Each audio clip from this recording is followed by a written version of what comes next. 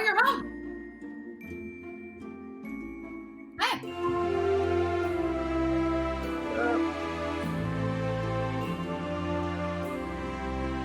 Oh, I thought you were out of town.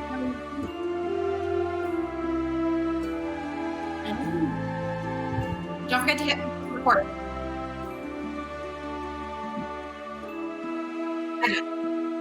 Hey.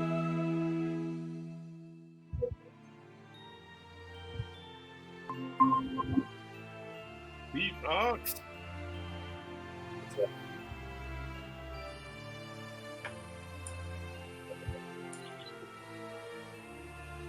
Are we already on session 10 of this campaign? 10? No. Of the swamp campaign? No. No. We're in like maybe 5. Hey guys, for some reason I can't see Scott, so I'm gonna leave the call and then rejoin. Usually that works.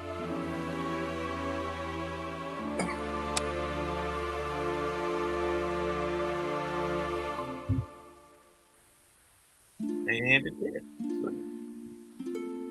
Nice.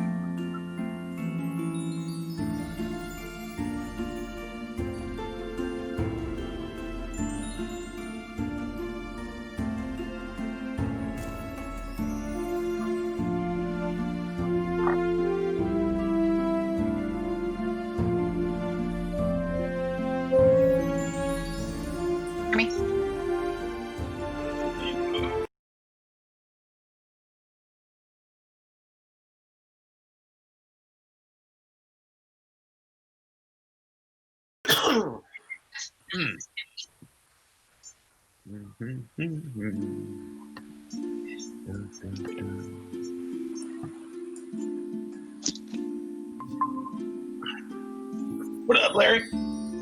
Hey! How's it going, guys? What's up? Yeah, Yep. Victor John. got his beauty sleep. On the Twitch, the music is playing, but they can also hear us talking.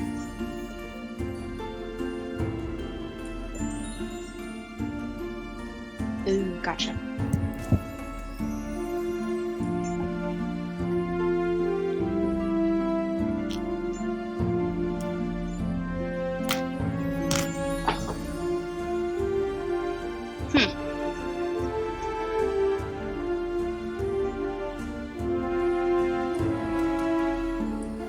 Right, but it's not working.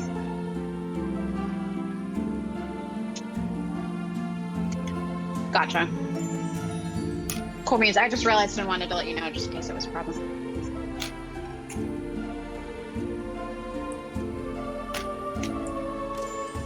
All right. What up, guys? Hey. All right, so we left off last, and you guys had just gained entry into this, like a vault. It's kind of like a dwarven bankers, but like you get your own little, vault box with them. John's character showed the axe that he found in the in that beholder's lair to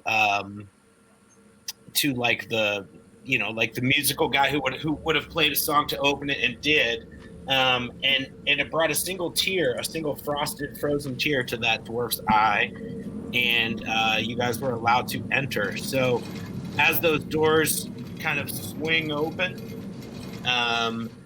you can see that these giant stone golems are responsible for these giant doors opening. And as they open, you can see now there is what looks like a dwarven wizard chilling at the top of this kind of like these stairs that lead up, and in there's also probably about 40 full plate mail, like head to toe, shields, axes, guards, dwarven guards, and yeah, he motions the dwarf that you showed that axe to, John. Motions towards the wizard. And he says, yeah, that's the one that would. He's definitely going to want to see what you have to place in the vault. And yeah, he said you should probably go in.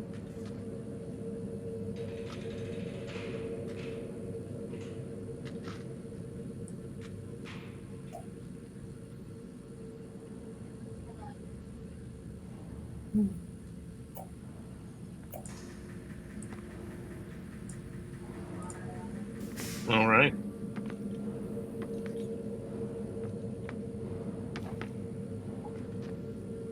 No, he's expecting you guys to come to him. Yeah.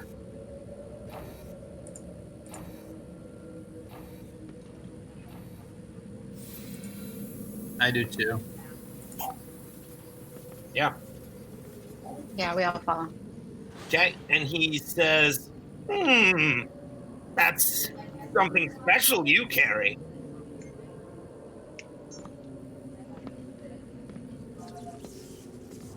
He says, may I? And he holds out his hands as if to like for you to place it in them.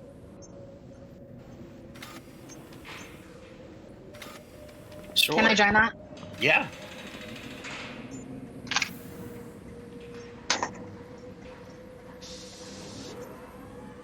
Soft 20. Yeah. With your 20, Claire, yeah, he really wants to see it. No shenanigans. He just really wants to see it. Yeah, he wants to see it.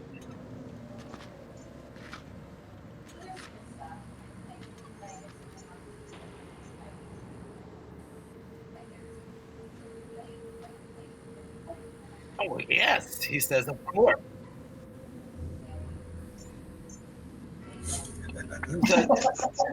Understandable. But do you understand that I and we, and he points around him to his 40 guards in plate mail and axes, and he says, are in a business as well. You come to store this object, and I don't let anything into my house that I haven't personally inspected. I kind of try to catch. Oh, once it's in the vault, it won't go anywhere. I just need to inspect it.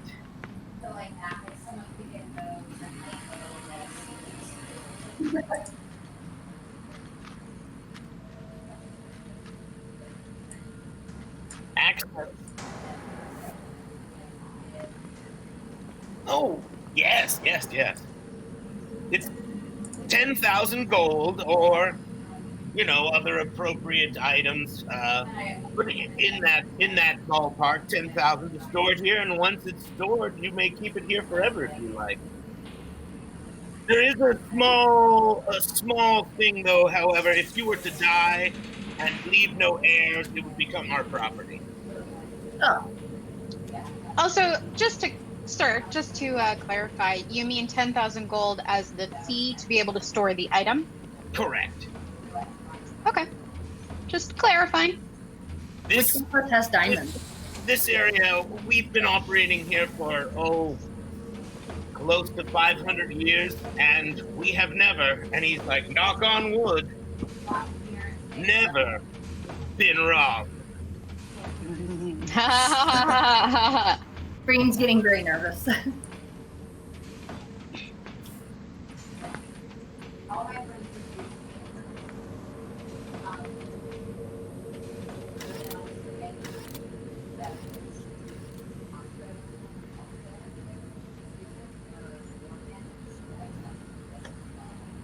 As that's happening, can I, while Bane is being not very diplomatic, can I take like a look around and just observe like any security measures that I can just see from where I'm standing.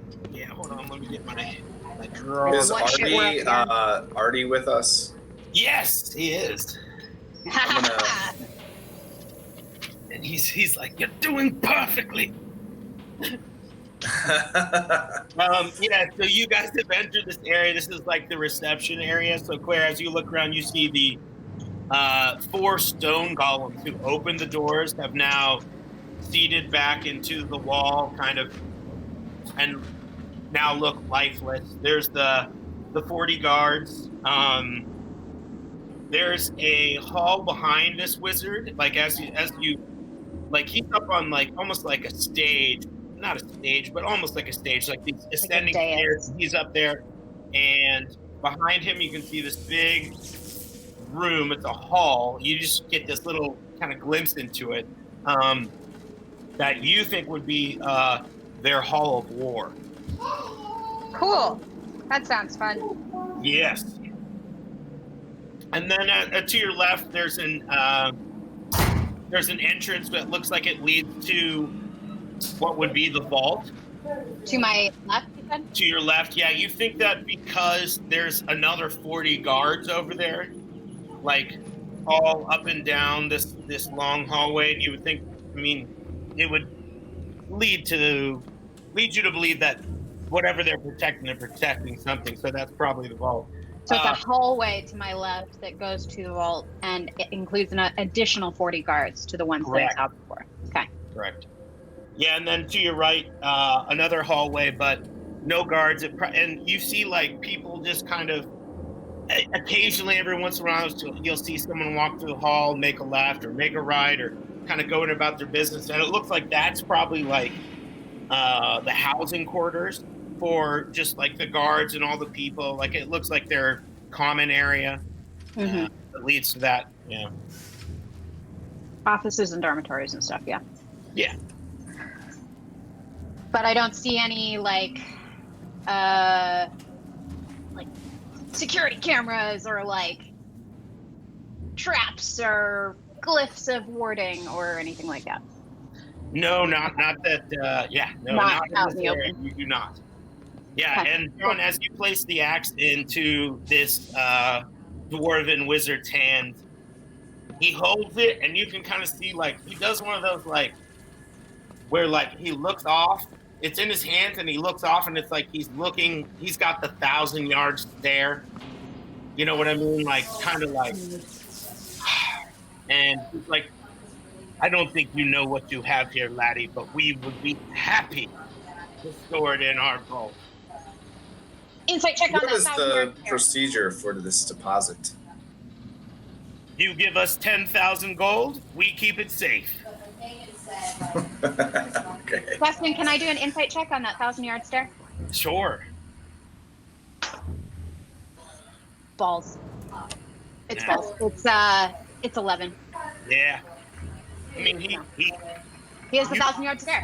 yeah, it is the 1,000-yard stare.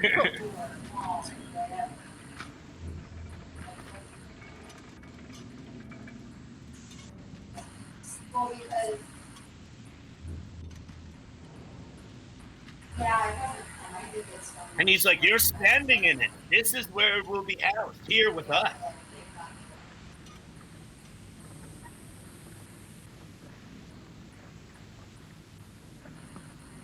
And now he's gonna look from you to like what he thinks are your like servants, like your people, and he looks at you guys like as if like he needs some explanation, like why is this guy acting like this?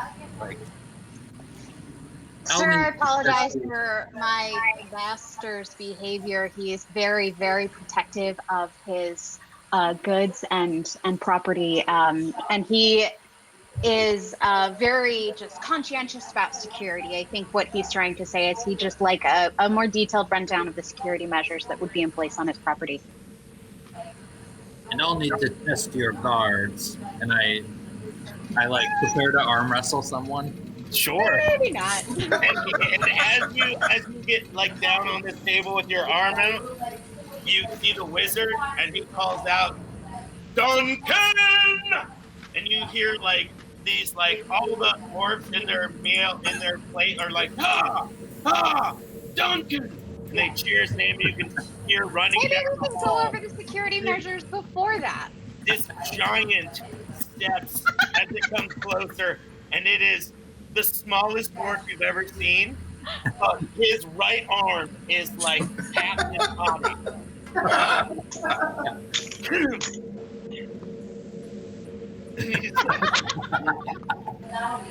And he's like, you called for me, sire? He's like, yes, this one wants to arm wrestle. All right, so we're going to lock arms. He looks at you and he says, oh, you think you're something special, do you, Latte?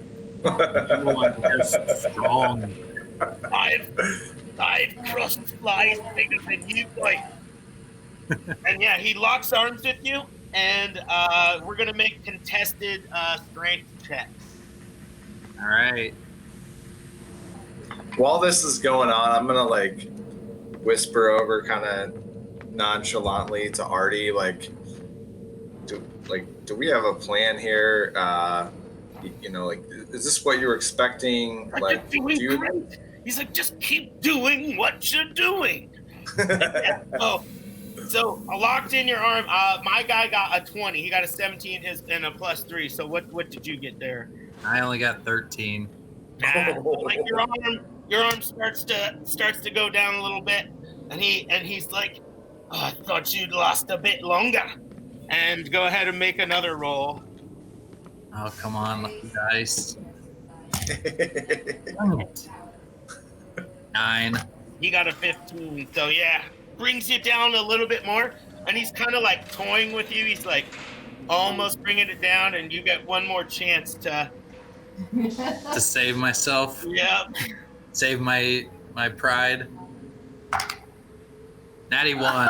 Yeah, boom! Just brings you over the top. And he's like, well now! And all the dwarves are like, Duncan! Duncan! Duncan! And yeah, he scurries back down the hallway, and just kind of, before he goes out of sight, he kind of looks over and he's like, we'll have another go. I bet you'll be here for a while, so we'll have another go. Maybe a little later. He's like, join me in the tavern if you dare.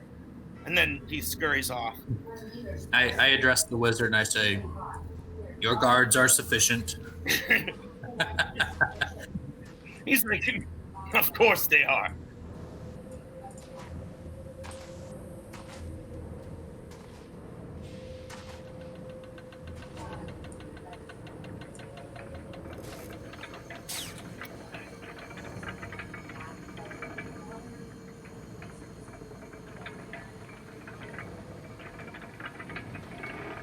He's going to gesture down the hall where there's the 40 more guards. And he says, down this hallway, beyond that hall, lies our vault.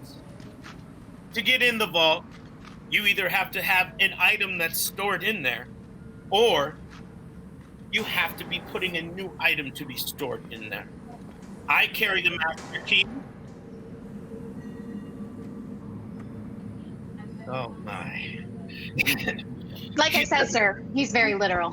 I have the master key, and when you place an item in our vault, you in turn get a key. The only way into the vault is for both of us to put our keys in separate keyholes and turn at the same time. The vault opens, and that's the way into the vault. And then once you're in, you go to your actual vault in a vault, and then once you're in, then that's where you would place or store.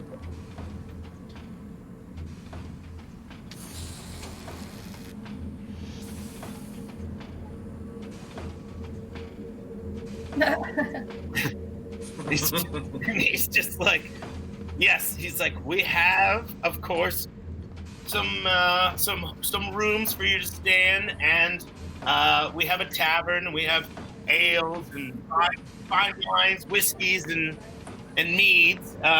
We understand that sometimes, 10,000's a lot to fork over. You do have it on you, though, right?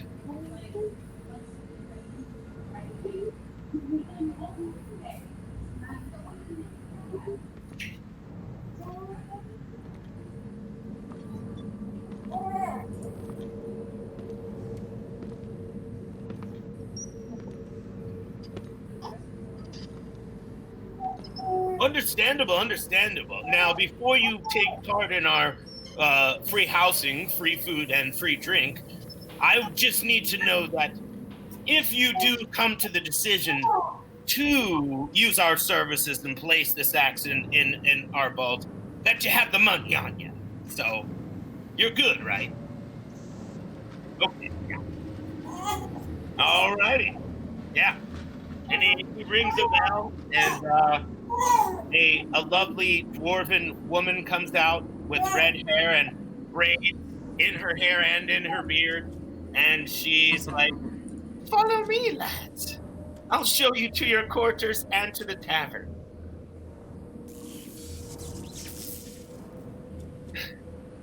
Yep. Yeah, and And she lasses. last.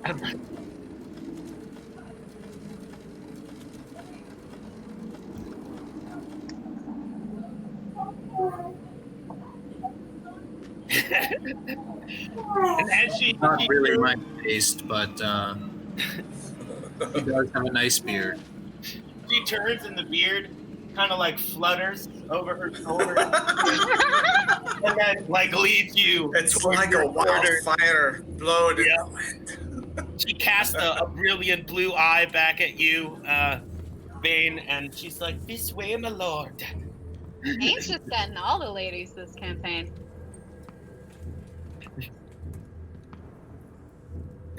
Ah, it's that natural talent, Bravado. natural pheromones. It's the axe, pretty much, is what it is. Is that a euphemism? Yeah, so she shows you to these quarters, and they're not humble. I mean, these are nice. Like you look like they look like they've kind of pulled out some of their better rooms for you guys. Yeah, there's beds, tables, there's ale in the house, and then there's also in your rooms. Also, fire. There is a tavern though, also, and she informs you guys that like you're welcome to go there and just get whatever you want. They have, they have food, and if you don't want to dine in the tavern, you can have your meals here. It will be delivered. Just all you need to do is ask. Yeah. And she's like, she'll say one last thing. She's like, "Don't be too scared of me, daddy. He's all show." Your daddy, Oh, yes. Ironbeard, the wizard. Ironbeard the Wizard, is your dad.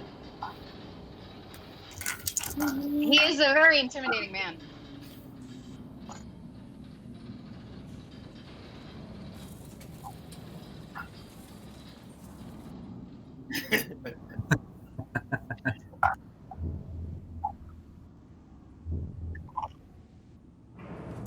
She's just going to be like, "Oh, you're so sweet. You don't even know it." And yeah, she'll leave, and she tells you guys where to go if you need to go to the tavern. And but she does tell you that within like by the morning, Ironbeard is gonna want to know, is it a go? Are you guys taking him up on this opportunity to store this wonderful axe in his vault? So Justin, what time of day is it right now? I would say that it's probably Because we left right at later dawn. in the evening. It's hard to tell because you guys are in the side of a mountain, so like day and night, as far as like the sun goes, wouldn't really be a thing. But it's late. It's probably and it's not too late, but it's late. I would say it's probably like 10 p.m., 11. Yeah. Okay. So we have the room to ourselves now. She's left. Yeah. You guys are all good. Before everyone starts discussing, I go like this. And I would like to check the room for any kind of magical or mechanical bugging. Okay. Why don't you make? Let's see here. Let's have you do investigation. Okay. Guidance. Balls. Double balls. 7.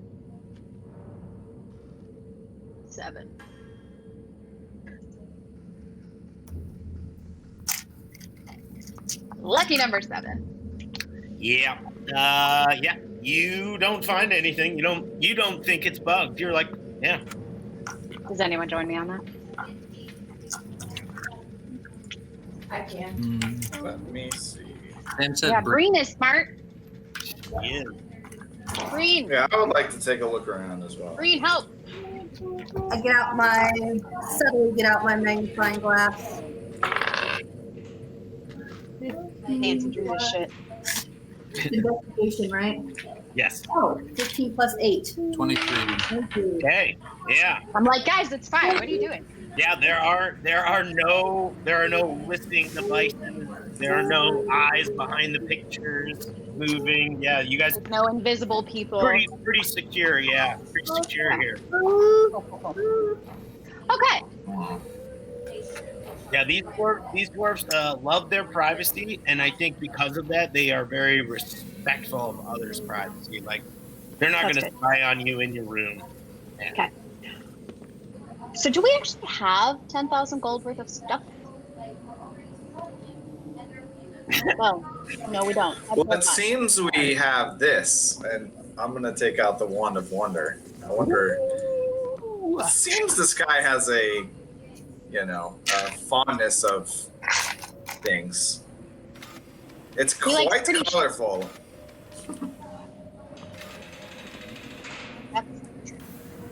Wizard lollipop. Yeah, he would probably love it. But I think don't you guys have like diamonds or something? You guys have something. I think. Yeah, we have them. I've never had them appraised, though. Yeah, we got a Yeah, bunch of I mean, diamonds. I would say that you have enough like in jewels or diamonds that you would be able to pay. Yeah. Okay. Okay. Okay. I thought you were the front man. You were the dwarf. You wanted to take point on this shit. I can see that. You gotta watch the steak and butter, man. You gotta watch that stuff. I pull out a few buttons and like peanuts and stuff like that out of my pocket and slam that down. And that's what I have to contribute. Nice. Thank you, Gabe. That is saving our bacon. I know you let him win. I would like to think that as soon as you put that down, Bane takes one of those peanuts and just starts eating. Just like melt it. That's worth like 2 copper. Okay, guys. So what's the plan? I've got locate object, and it is the end of the day, and I haven't used any of my spells. I say None we of us just have. ask the wizard how someone would rob the vault, and then we do what.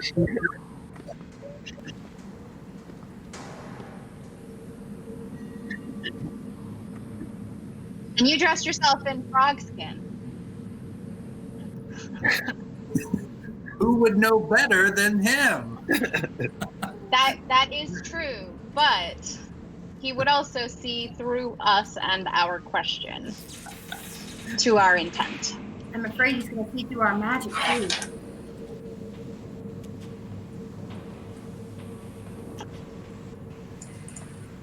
I am going to do a prestidigitation. What do you call it? Prestidigitation. Yeah. And I'm going to have something that's about the size of a quarter, and it's really shiny, and it's going to be spinning in the air, hovering around you so that it's distracting you with something shiny. That's amazing. Because I had a ADD man. 3% chance to roll the Wand of Wonder and like send out a stream of gems. And I rolled it. I rolled a 90. I can get an 88, an 89, or a 90, and I got a 90. Oh But my I didn't God, tell you no that I was way. gonna do that. I just like rolled it to see what was gonna happen. Yes, dude. I was hoping that was gonna happen when you were out the last game, when you were out there like in the middle of the field, just kind of blasting away with it. I was hoping the gems would come out. Yeah. Yeah. Oh, man. They just pop. They just flooded out. So like all of a sudden in your room now there's let's see, 1d4 So Mayor's times over 10. there. 4 times 10. So hold up, let me roll it. So we're all discussing. Megor's over there twiddling with his wand. Wait. And Alex He pulls out this Stream wand, down. they're twiddling it. 20 beautiful gems just pile up, fall out of the wand and pile up on the floor. I just see like I see a large. There are a lot of obstacles to this. I can see picking the lock. Apparently, no monetary obstacles, though. That was good timing. True. I take one of the gems and start putting it in my my plate armor for like decoration to make it look fancy. Sure, yeah. It looks good. It looks real good. God. You look fancy AF with that jewel in your plate. I think it's an amethyst. I'm gonna have an amethyst in my chest piece. Nice. I love it. Are any of these jewels rubies containing small wizards or sorcerers? No. Or Unfortunately, that's still in the Shadowfell. We'll visit that again someday soon. I was thinking that would be perfect for when John is in Florida. We could maybe bring that back, just finish it off. So, John, did you press record? Did you really? Okay, good. I'm proud of you.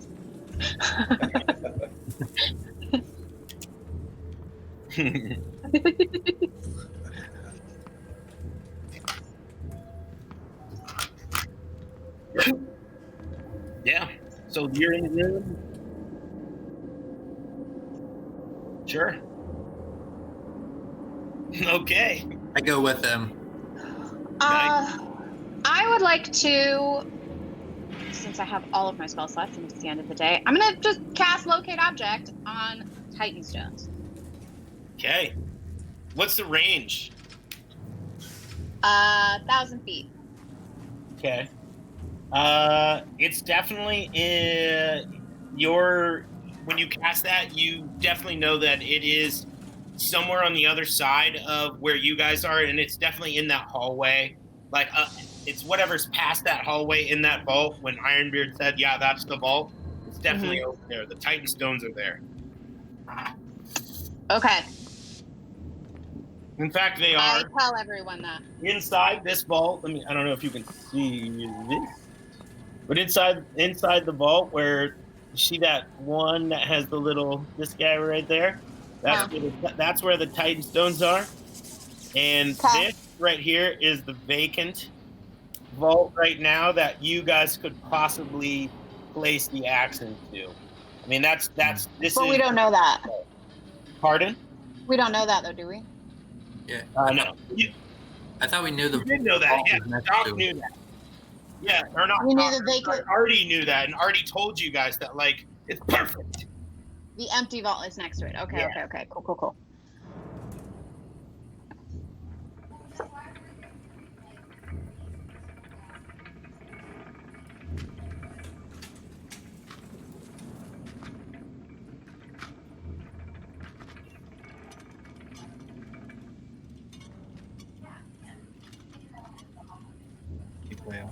He's like, you mean the stone that could potentially save the world? It's not just my stone, dude. He's like, this is Dude. thing. I mean, I've got you halfway there. Do you have any ideas? All you need to do is pay 10,000. You get into the vault, you put the axe in it, and the stones are right there. He's like, Through "You 5 already feet get of through 5 stone." feet of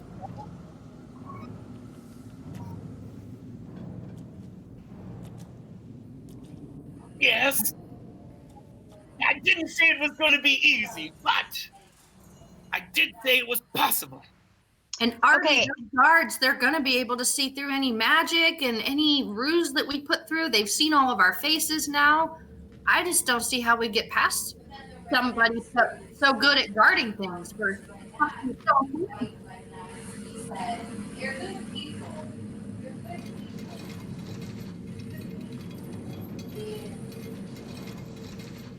No, but all you need to do, and he's like, all right. And he like kind of gets frustrated. Wait. Yeah.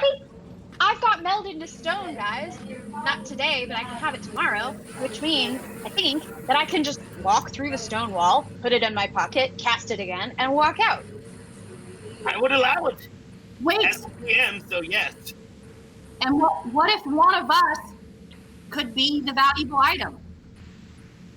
Like, can you put us into like a vault somehow? Like deposit? Oh, like if we have a box that has the axe in it, and like Green is small, and she can be in like a secret compartment underneath it. Yeah, But you don't have meld into stone. I could. The ring. Oh!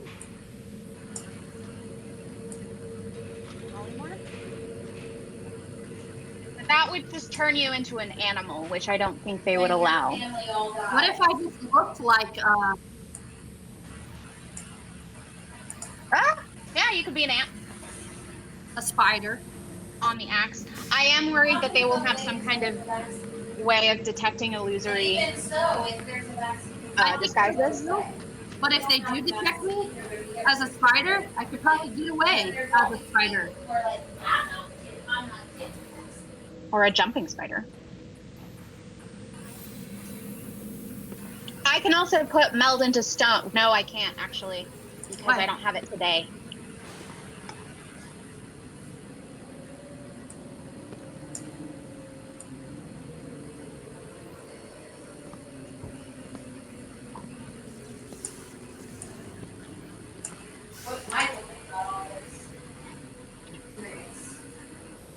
I'm looking You through guys my are looking at the situation where, like, if you were able to get into the vault to place the axe in, you're looking at 5 feet of stone.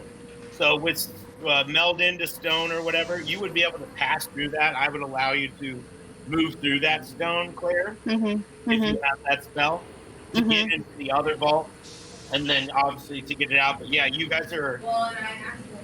Yeah, I mean, you're on the right track. Would work. Pardon? Like Misty Step, isn't that a teleportation thing? Yeah, but Misty Step, you have to. I think you have to see where you're going for Misty Step. Like you have to get the point that you can see within 30 feet. I love Misty Step. It's That's a probably good one. it's probably like my second favorite spell. Like it's so badass. Yeah.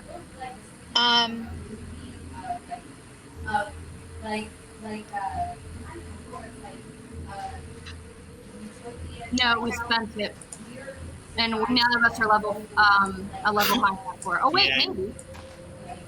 Isn't it a level 5 spell slot? It's 5th level spell casting. So like at 5th level, Yeah. like for character, I think you get like 3rd level spells, which is like fireball. Yeah. Other stuff. I don't think you get polymorph with that. No, not yet. What is?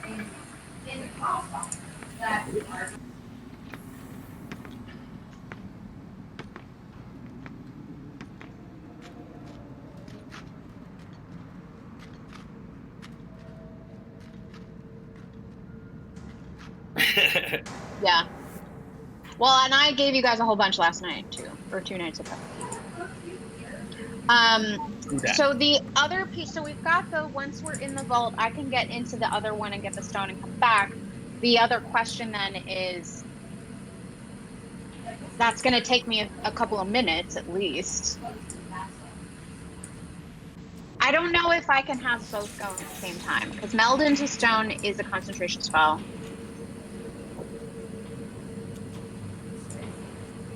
So if Green made me invisible as we're escorting, or like before we join the wizard, would we still be with the wizard? What I would, and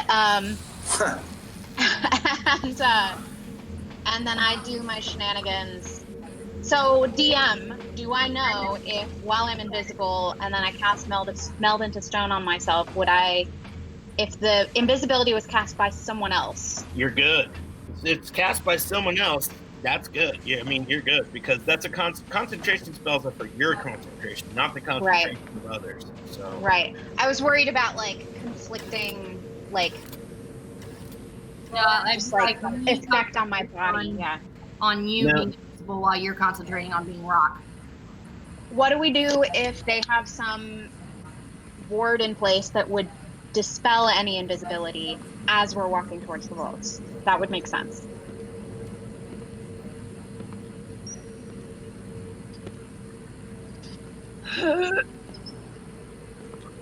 And then we get to fight 80 guard. Are you going to be able to get out of the vault? Yeah, You yeah. kidding? I can just pass meld into stone again. So when you guys fork over, Does that like everything on your person? You guys would fork over the money. Ironbeard would give you a key. You guys would walk over to the door, insert your keys, open it, the main vault. He would escort you then to your individual vault. Your key would open that door, and then he would leave you be. I mean, like, you place it in there, he's going to give you your privacy. Like, this is he would. $1,000 type of deal. So, yeah. White glove treatment. Okay. Well, that's cool. Then we don't have to worry about it. Like the bank, like, do any of you guys have like safe deposit boxes? Like, they leave when. Oh, okay. Don't have anything worth. It's where I keep my original identity. Okay, so he would leave us alone in our vault, Yes. and then we can do our shenanigans. Yeah.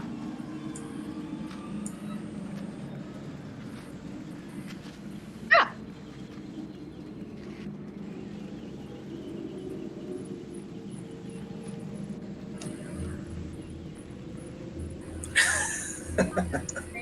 The dwarf may have been tiny, but his arm was not.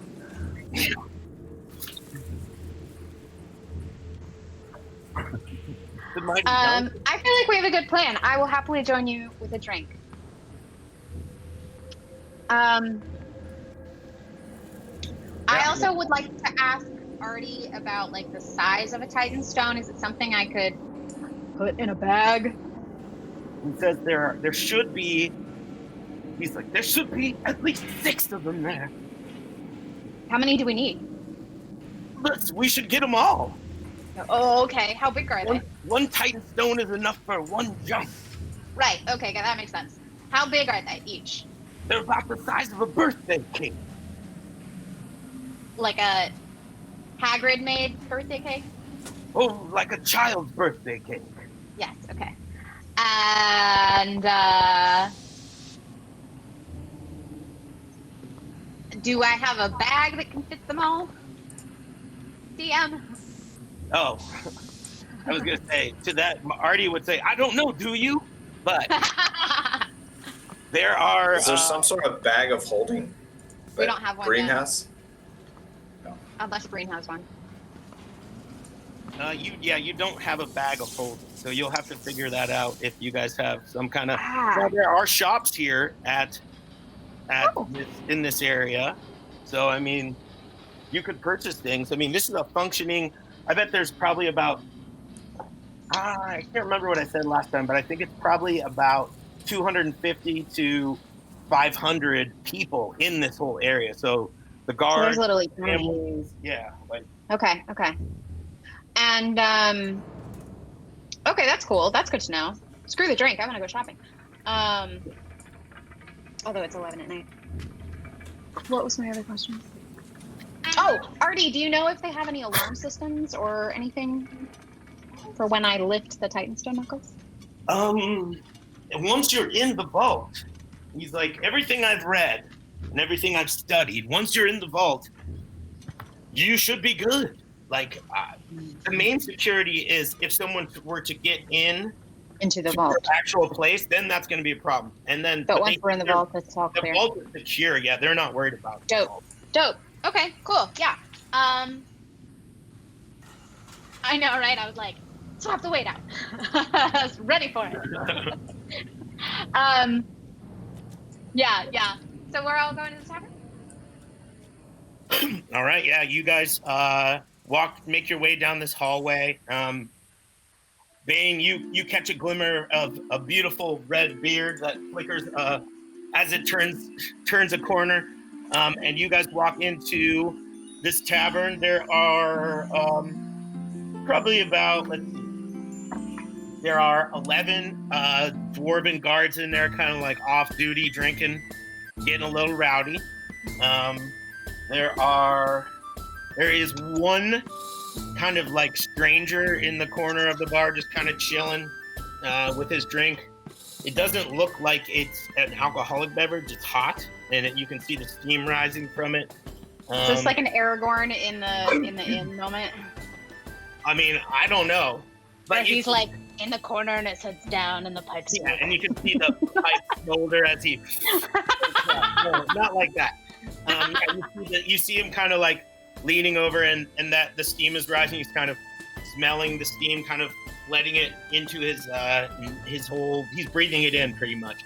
And then there are two people that look like human, clad in all white armor, at a table, and one of them has what looks like kind of looks like a rat on its shoulder, just chilling, and they're at a table by themselves, drinking. You notice too that there's probably each of them has probably already had 4 to 5 giant of these steins of beer, and this beer served in these dwarven areas.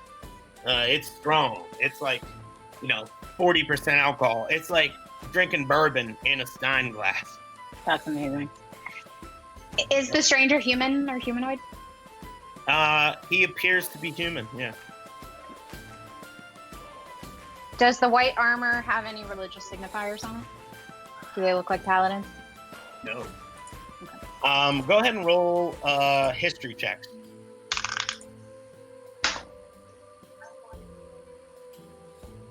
Dice jail needs to be brought out. Oh, well, 6 plus 8. What is that? 14. Okay. 13, 14. Okay. Yeah, you're not 100% sure, but you think that these people are kind of part of like almost like a separate, like a private, not like a private police force, but like mercenaries, but like a group of mercenaries, like an army that has generals ranks and things like that. Yeah, and they're you're not 100% sure, but you would think that they are definitely members of this group, and they're called the Swords. So this is a known private militia, basically. Yes. Yeah. Okay. We think they're part of. Do they have a decent reputation? Shady at that. Yeah. Sorry, Scott. No, they're not related to the dwarf group. They're just. No. They're here for, you don't know. I mean, you could ask, but one would assume that usually if you're here in this area, it's either because you're putting something in the vault, you're getting something out of the vault. You know what I mean? Like. Mm-hmm. Okay.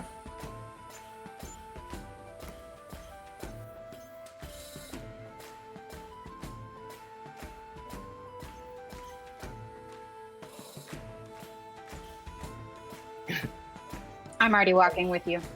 I'll pick up in just a second. I won't. Mhm.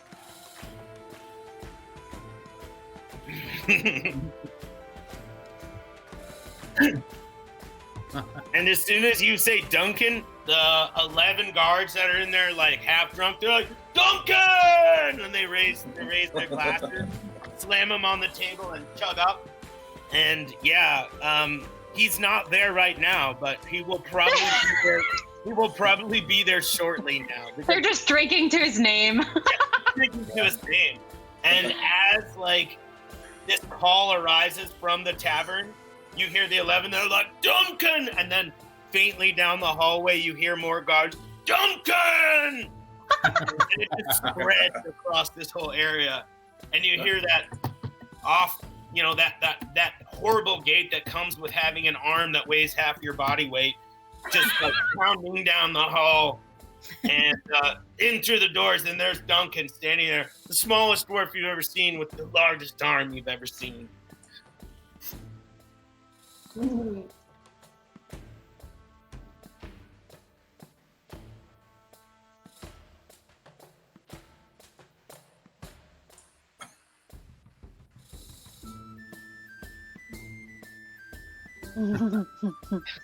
And I pat Cade's shoulder and I separate myself and go over to the bar and kind of am like, ugh, men.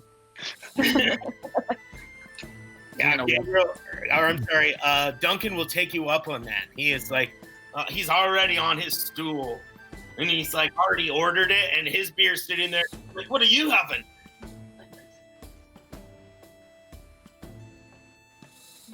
He's like, well, I always drink the dwarven ale.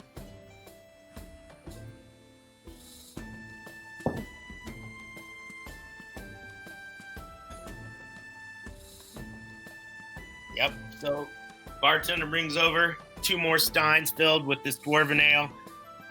It is like this golden elixir that has this effervescence as you see the bubbles rise up from the bottom to the top.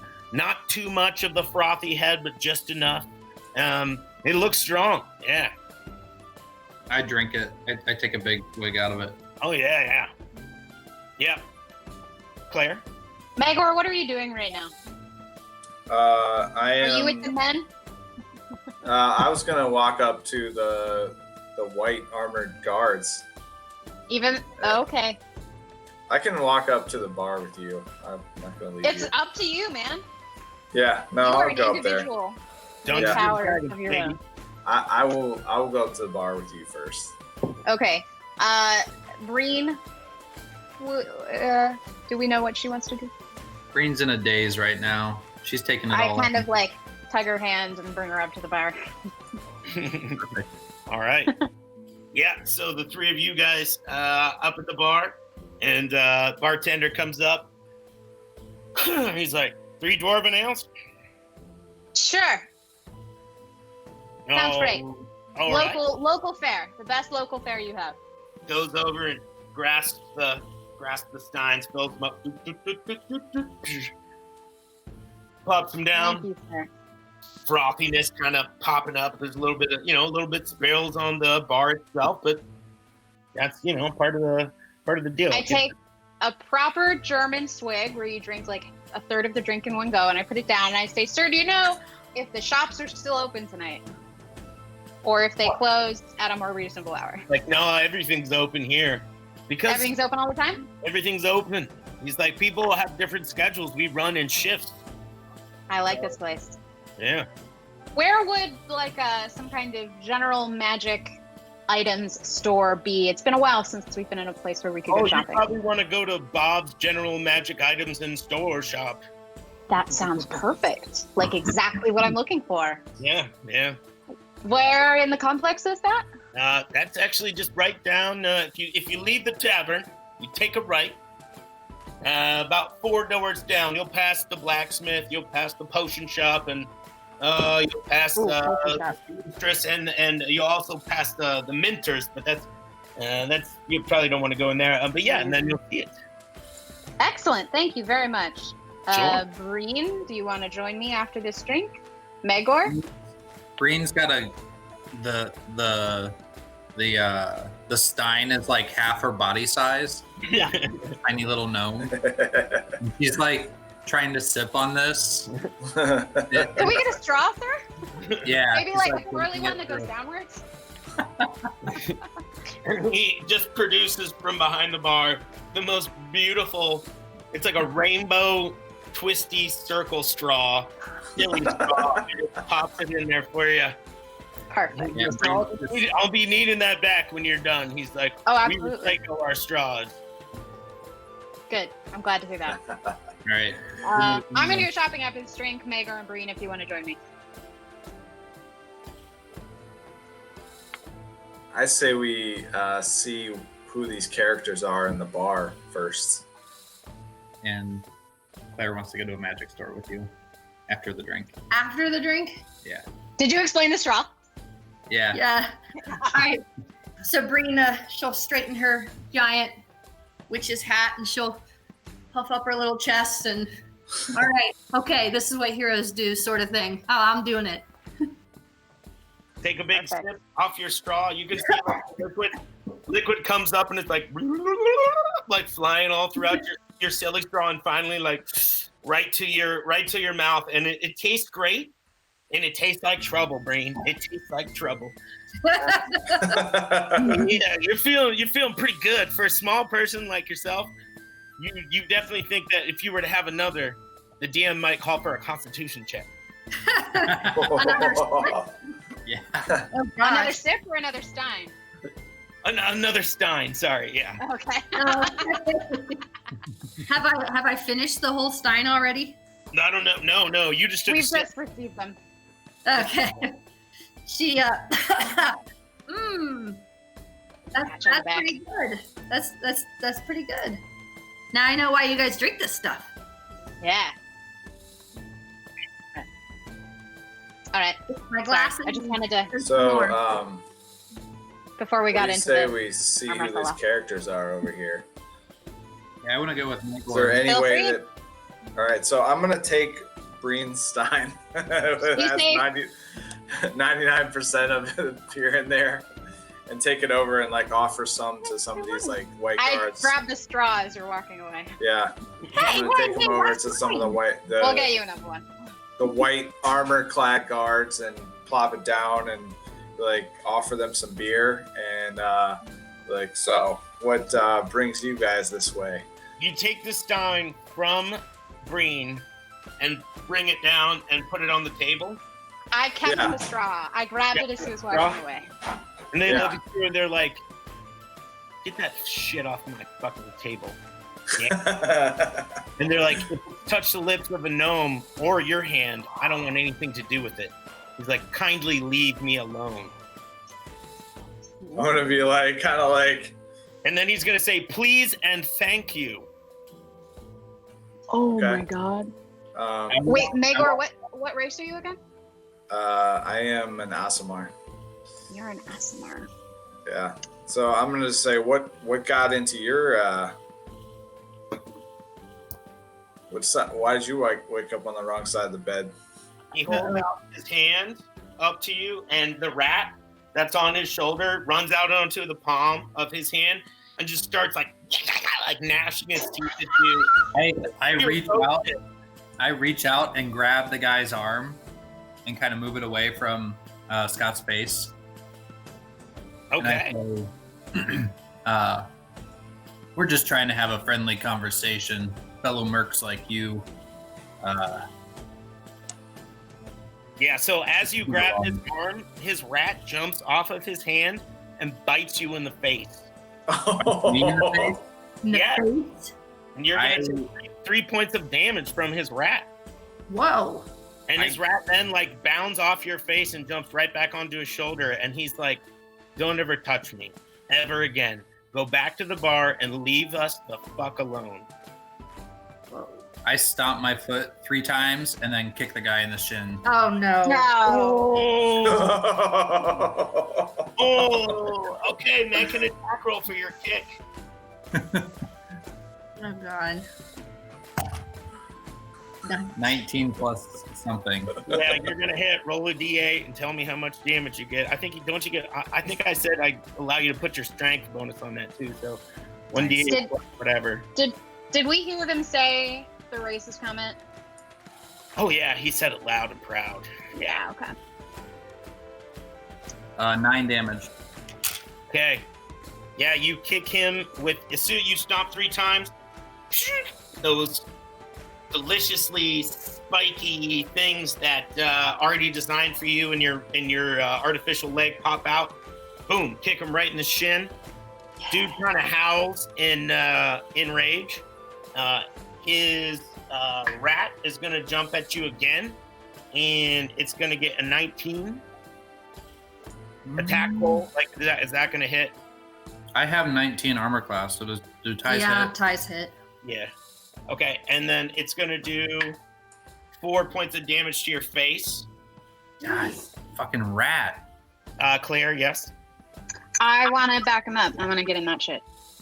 Okay, yeah. So as this is happening, this kind of like tussle between this new party that's come into the mountain and these other people here, you see those 11 dwarves, all clad in their mail, like drinking, half drunk, all stand up and they're like, turn to you guys and they're like, that's enough of that. It's like, there's no fighting here. And they're gonna like bust you guys up. They're looking for a fight themselves, kind of drunk. Like all they need is an excuse. And they're like, yo. And then the bartender gets in it and he's like, no. He's like, you guys go back to your area. These people are gonna stay here. And then it's done. He's like, we don't have any of that shit in here. I give them the stink eye. And I'm like, okay. Just, it's fine. I calmly tip over their drink and walk away. You do what? I look right at them and I'm my like, drinks and I'm gonna just like give them a stare and then I'm gonna walk away. yeah, I tip over the drink that's in front of them and walk away. Oh. Yeah, it spills on the plate. The bartender looks at you, Claire, and is like, okay.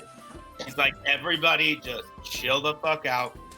Picks it up, cleans it. He's like, I'm sorry, guys. He's like, you keep doing you. I'll keep them over here. And then, yeah, everything kind of comes back to a nice chill, not everyone's gonna die kind of vibe going on. I start to walk away, but I tell the swords that I'll meet them outside tomorrow. And I'm next to him, and I just shook my head and was like, Yeah, they're gonna respond like, yeah, we'll see everybody. I get a new drink for Breen, and I stick the straw in it, and I finish my own. And then I kind of look at you, Claire, and I'm like, I don't get it. What's wrong with being a gnome? Breen has no idea what just happened. I pick her up and put her on my shoulder and say, some people don't like gnomes, and just start Or walking. non-humans. So what happened like with the shadowy figure in the corner during He's all this still mess? chilling there, minding his business, sipping on his hot beverage, and every so often, kind of just like wafting the fumes into his nose and inhaling it.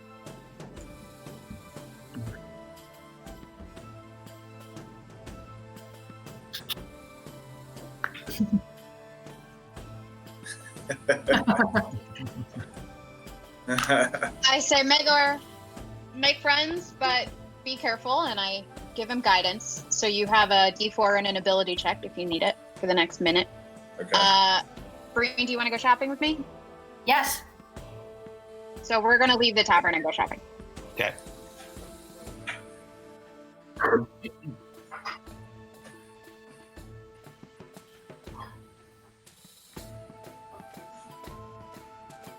I think I won that exchange.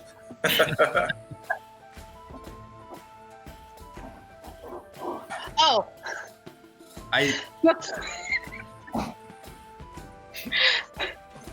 Whoa. I quickly scurry back into the bar, and I'm like, oh yeah, sorry, Gabe. And I go, bloop, and I cure wounds out of space. Okay. Nice. I like it. And you What's get 3 plus 4, so 7 points. Nice. Nice. Yeah. So as wounds on his you, mouth too, so he stops mouthing off to everybody. you can see the one of the swords, the one who has the rat and who got kicked in his shin, like takes this little thing out of his. He's got a pocket, chews on it, then spits it out, gives it to the rat. The rat chews on it, and then the rat crawls down onto his leg, bites away where the flesh, has been opened, and then spits that whatever it is back into his wound, kind of like packs it with its little rat feet, and then climbs back out on his shoulder, and he's like, so much better. That is not healthy. Healing rat saliva. Oh. They don't hear you, John, but the rat does, and the rat looks over at you and it's like, and he's gonna be like, chill. All right.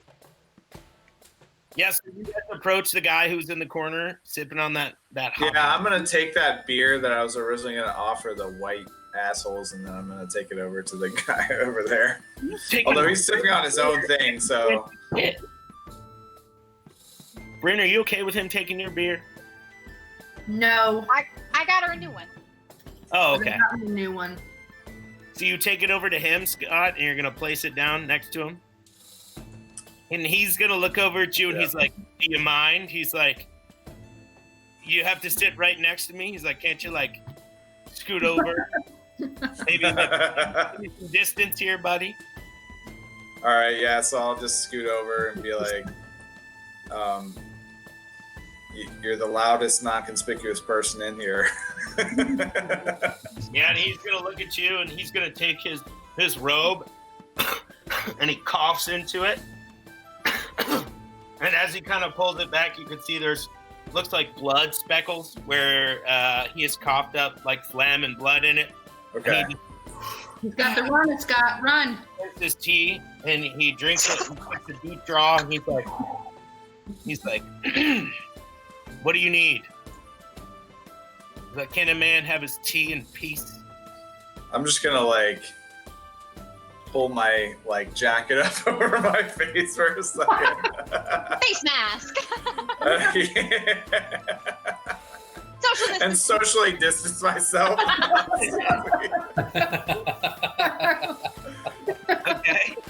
I'm just gonna heed to his. I'm just like, okay, I'm just walk away. Okay, so I want you to roll do a Constitution check for me. Oh, damn. All right. What's up, You guy? have a D4. Yeah. Okay. All right. A Constitution saving throw. Check. Check. Okay. Alrighty. Okay. That's gonna be an 18. Okay, yeah. As you walk away, you kind of give the stranger a second glance, and you can see him sipping his hot tea, and he just looks at you and coughs into his robe again, slowly sipping it, and you walk away, and you're good. You're good. All right. Did you leave him the beer? Yeah, I just left the beer over there. You can see as you walk away, he kind of pushes it away from him, like, and then sticks strictly to the tea. Okay. Yeah, I mean, I've had enough of the bar. Like, I kind of just want to go shopping now.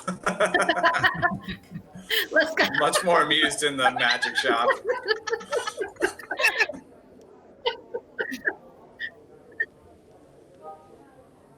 As I walk by the guys in the white clad armor, I'm gonna kind of like motion at the rat real quick. You do like one of those to the rat. As you do, Scott, the rat jumps off his shoulder as if to attack you and leap at your face. And the guy grabs the rat real quick, and he's like, "Come now." He's like, "I know you're angry." And he puts it back on his shoulder, and he's like, "You best go." He's I'm just gonna say good decision and then walk away. Threaten that clan rat. Yep. You rat.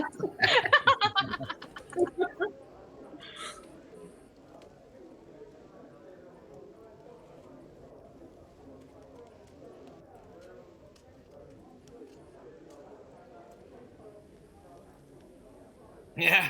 He goes, he's a member of the Swords. They're here to they're here, and in the next couple of days, their major organization is bringing in some of their holy relics to be stored in our vault.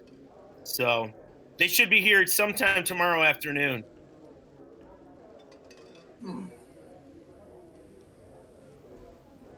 Oh, well, I don't know.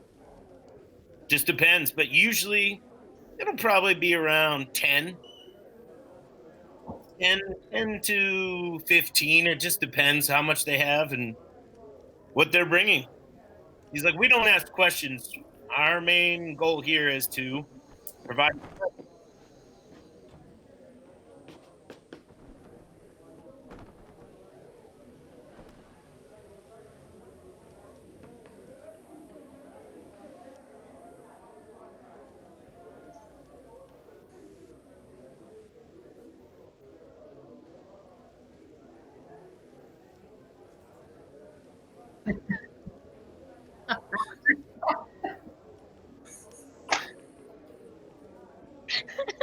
Dim as a mountain bathroom. That was brilliant. That was going down in history. Yeah, he's gonna look at you and he's like, okay. And then just kind of walks away, starts cleaning up the car.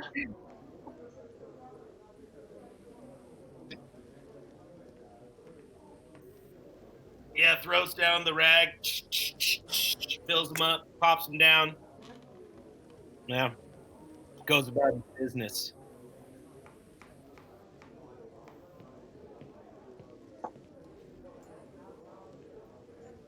There, dude. He's chilling with you guys. Yeah, you already called him out. He's there chilling with you. Yeah.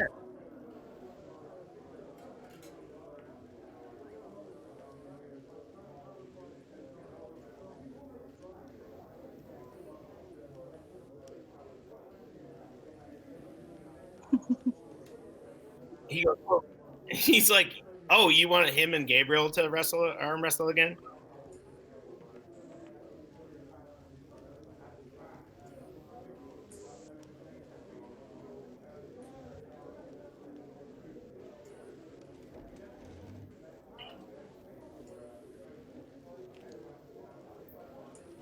And you can see like his left arm that holds the beer, sets the beer down. And his right arm, that one that's so big and large, he kind of lifts it up, looks at it, and he goes, I accept. He's like, but I never drink and wrestle. He's like, we'll have to do it on the morrow. He's like, I find the ale inhibits my abilities, if you know what I mean.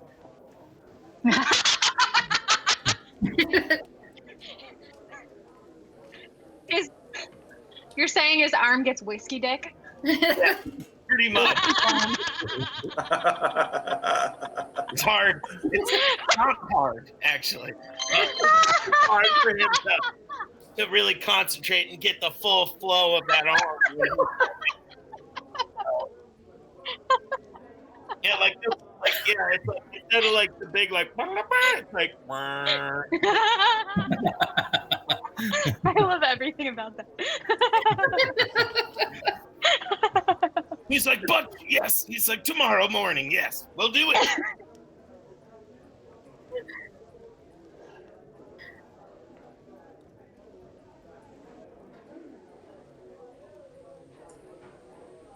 Oh, yes. Yeah, and he calls out for food to the bartender, and yeah, they're gonna bring out like their kind of version of like a shepherd's pie. There's meat just like on the bone that's been like roasted.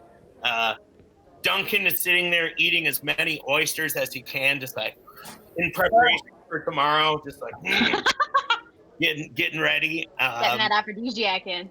Yeah, he's doing that. Doing his thing. He's got to cure the whiskey dick somehow. Yeah. So there's loaves of bread, fresh butter, all that a dwarf or anyone could really want. Awesome. I eat. So Megor caught up with us for the shopping trip, right? Yeah, shall we? Yeah. Let's do the shopping.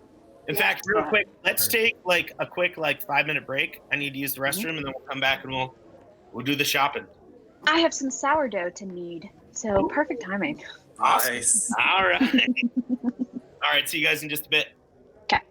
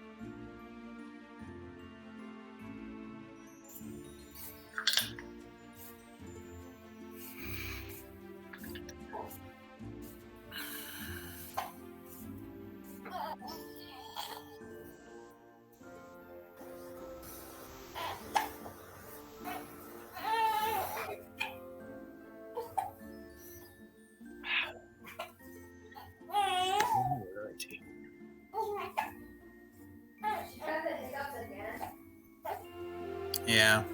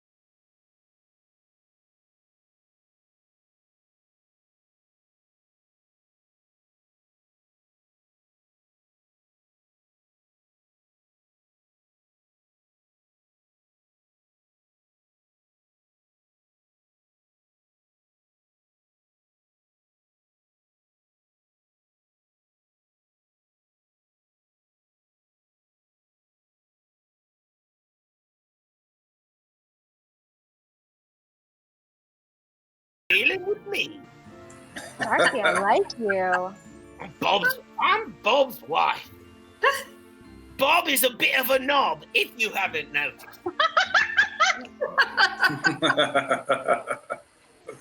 Well, Darcy, we were wondering what cool stuff you have. I see this bag of holding that looks amazing. Can you tell us more about that? Well, it can hold things, a lot of things. That's good.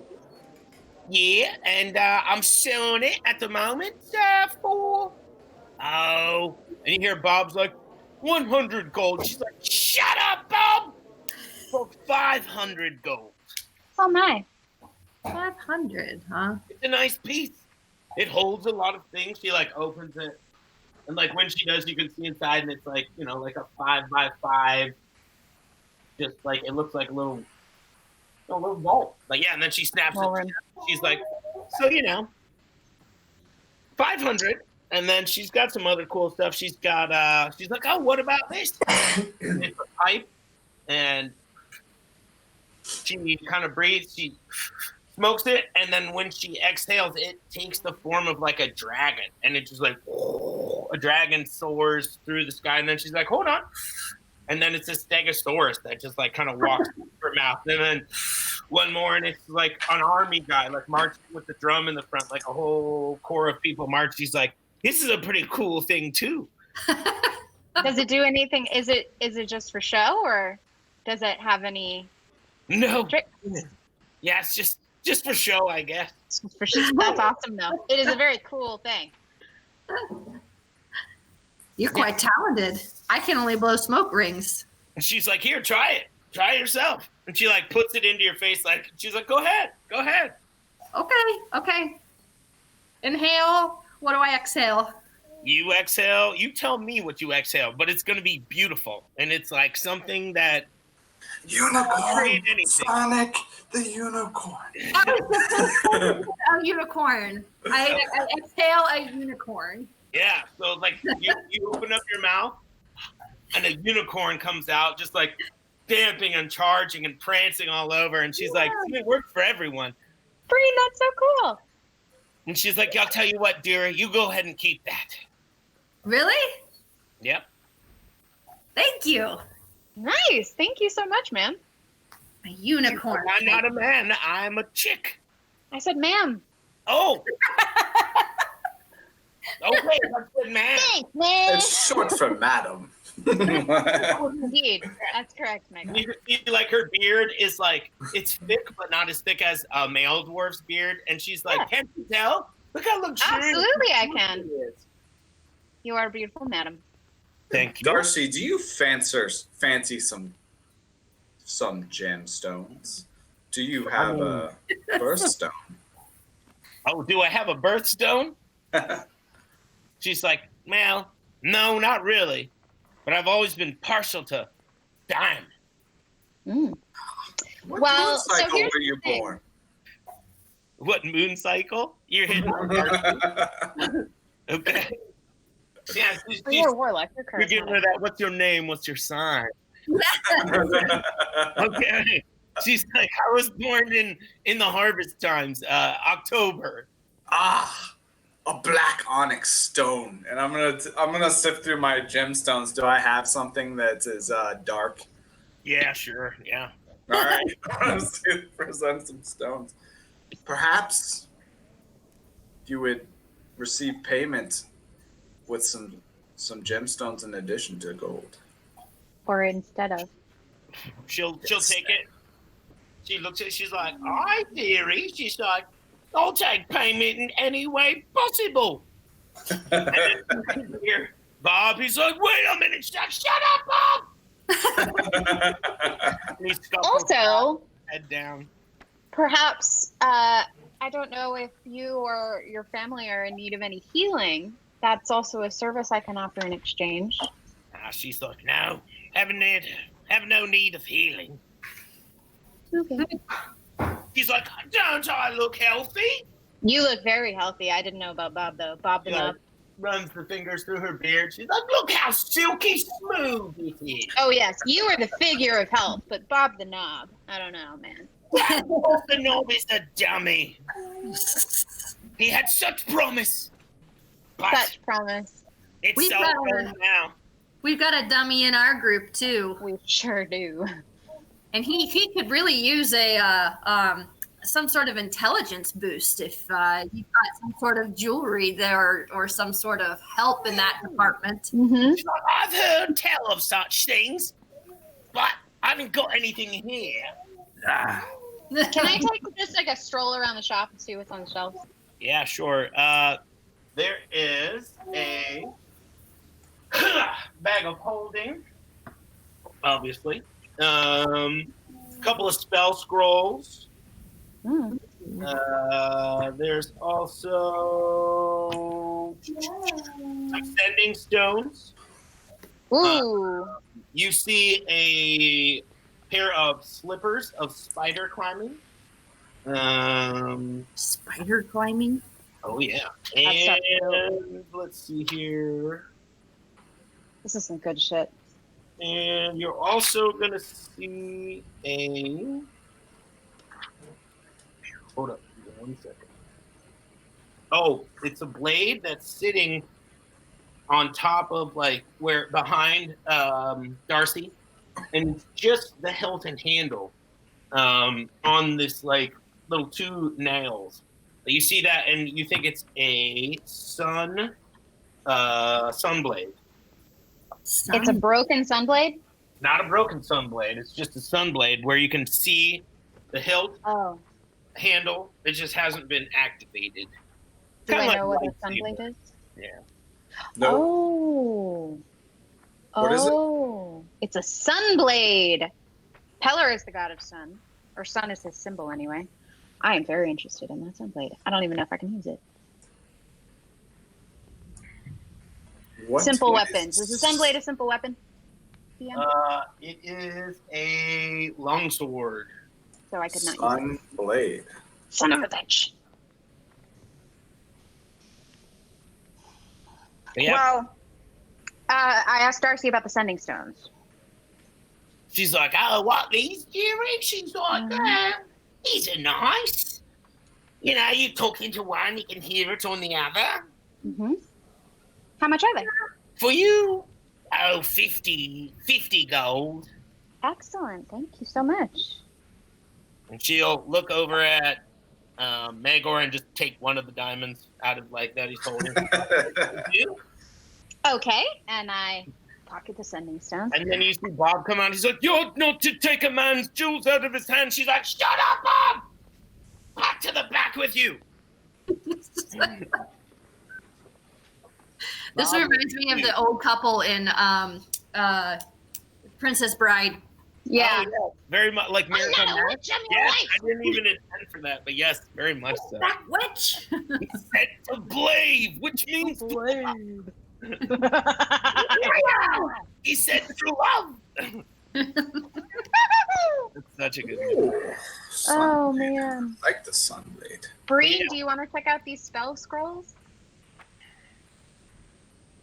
Yep, spell scrolls. Yes, I One of do. them polymorph. The other one is going to be a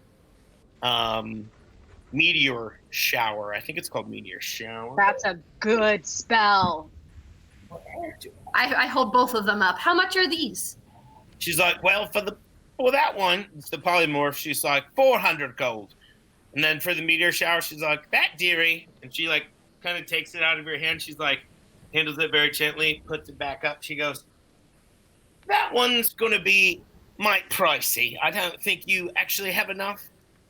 She's like, 10,000 gold pieces. 10,000 gold? That seems a bit steep. But the polymorph, is that something you could put in your spellbook, Bree? Yeah. That's something you can actually level with? Oh, I mean, I can't use it, right? Well, I can put it in my book, but I can't use it until I'm right You level. can't cast it. You No, can't you- cast it, but you can have it for when we level up to that point. No, you can use it. Like if you have a polymorph scroll, it's the same thing as like a ring of spell storing that has polymorph in it. You can use it One use, yeah. to use it. Yeah. Or she can copy it into her spellbook. Or you could copy it into your spell book. For But I when you're... can use it. Yeah. And if but I mean, like I can put it in my spell book when I get that high anyway, can't I? Yep. So Oh, you can? That's something you have access to when you get that high anyway? Yes. Oh, okay. So So that we might can- not be... But we can buy a one-time use of this because it might be a while until I can use it. I think I'll have to be like level 8 before I get level 5 spell slots. Right. Well, that's up to you. 400. We And could Um, not even really keeping my voice down because I'm a little tipsy. We could use this for the heist. Oh. And she's like, She's joking. You misheard me. I didn't say heist. as soon as you say that, the two swords kind of like look over.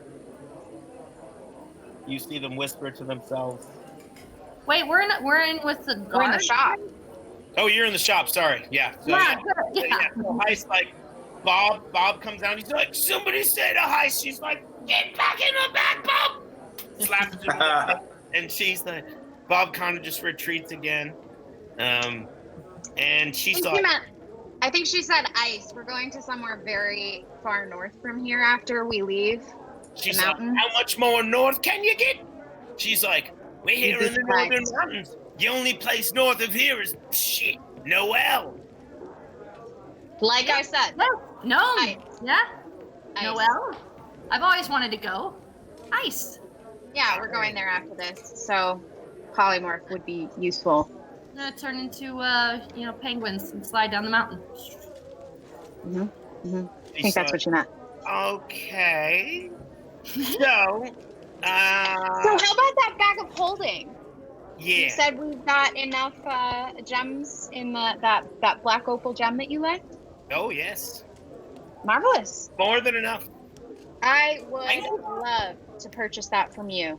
And I turn to Magar and I ask for the gems and I kind of like put more in my hands.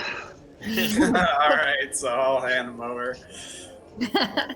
Put some diamonds in my hands too, like a little tip in there. But I'm like, my eyes are like fixed on the sunblade. And I'm like, I'm just like scooping them out myself. Dorsey, what about that sword? What'd So you I say? give her more than she asked for. Yep, she's like, that'll do, thank you. And then she hands you the bag of holding. She's like, may I've always wanted one of these. it serve you well. Thank you so much. This will be perfect for our trip. Oh, yes. And she takes that. And then, Scott, did you say something to her? I just said, what about that sword? It's a mighty fine looking sword. It's a nice blade. But I don't think you could afford it, dearie. It looks almost as nice as my sword. And I'm gonna summon my packed weapon and like show it to her. Oh. The Raging Cajun. She looks at it. You hand it to her. Yeah. Like she wants you to hand it to her. She's like, ooh. Hands out as if like to inspect it. Okay. Yeah. Yeah, I'll allow her to take a look at it. She looks at it. She does like, holds it out straight. Does the ding, ding, ding, ding, ding, ding, ding down the side of the blade, like listen to it. She's like, it's a fine blade indeed. She's like, Now, if you get too close to it, you might hear something nasty. she's like, I've never seen such a like. You mentioned that blade, and she points to the sun sword, and she said, I'd give you a trade. This blade for that. And then, like, thinking to myself, wait a second, I have a hex blade packed with a hex blade. I don't think that's going to work. It is a mighty fine sword. She hands it back to you. She's I don't like, think my patron would be particularly excited about that. That may strike me down. all right, then. Well, Hey, Scott, if your packed weapon is more than 5 feet away from you, it disappears and you can resummon it. Good to know. but anyway. Yep. She's like, well, never mind then. She's like, I've got to go and give Bob some breakfast. She's like, I know it's late, but Bob eats his breakfast extra early. It's that shift life, man. She's I like, get it. "Oh my God, shut your mouth. We're having eggs." And she just kind of like hustles off. Thank you so much. Okay, push. She's like, yes. She's like, come and see me in the morning, dearie. I can only imagine what Justin's parents are thinking right now in the next room. Like, who the hell is he yelling at? They know we're playing, but They're used to it by now, I'm sure. yeah, for sure. Shut up. Potions? Yeah, she dips out, man. She's gone, and she's like, "We're closed," and just kind of waddles away. She's like, "Come and see me in the morning if you need anything else." And then, Thank you very much, Darcy. Have a great sleep. yep. And then Darcy goes to her way with Bob, and you see this other woman kind of walk up. Her name is Laurel, and she's like, "I'm second shift. I'm Laurel. Do you need anything else?" No, I think we're gonna head to the potion shop next. Enjoy yourself. Yep. Take a drag off your cigarette. Yep. It's like one of those extra long, extra thin ones, and she's like, I'm like grabbing Breen and like pulling her out. she's like, I'm gonna elbow Magor and be like, I wonder if she'll give you a better price if you flirt with her. she's like, he's not my type, dearie.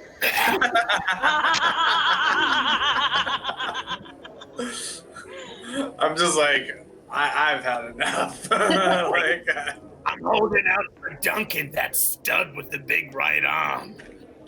Just don't get him when he's drinking, dear. Right? To the potion Laurel. shop. Potions. Yep. All right, to the potion shop. Yeah. So yeah, you guys leave. Laurel's like, yeah, Darcy will be here again tomorrow. So in the morning, and she's got to take care of Bob. He's a knob, that dumbo. And then she's just like, all right, see yous all later. Yep. Bye-bye.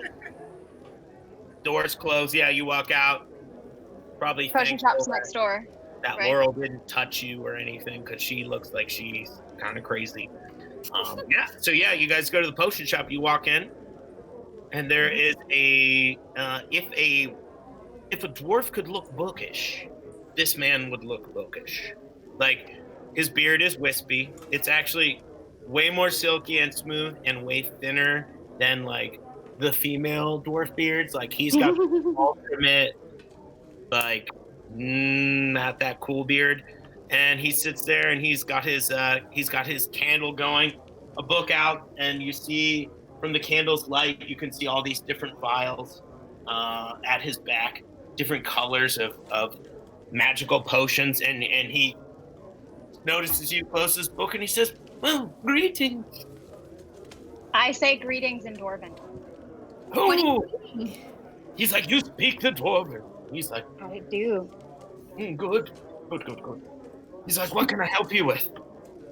Oh, we're looking for some healing potions. Oh, I have plenty of healing potions. And my friend here is very fond of books.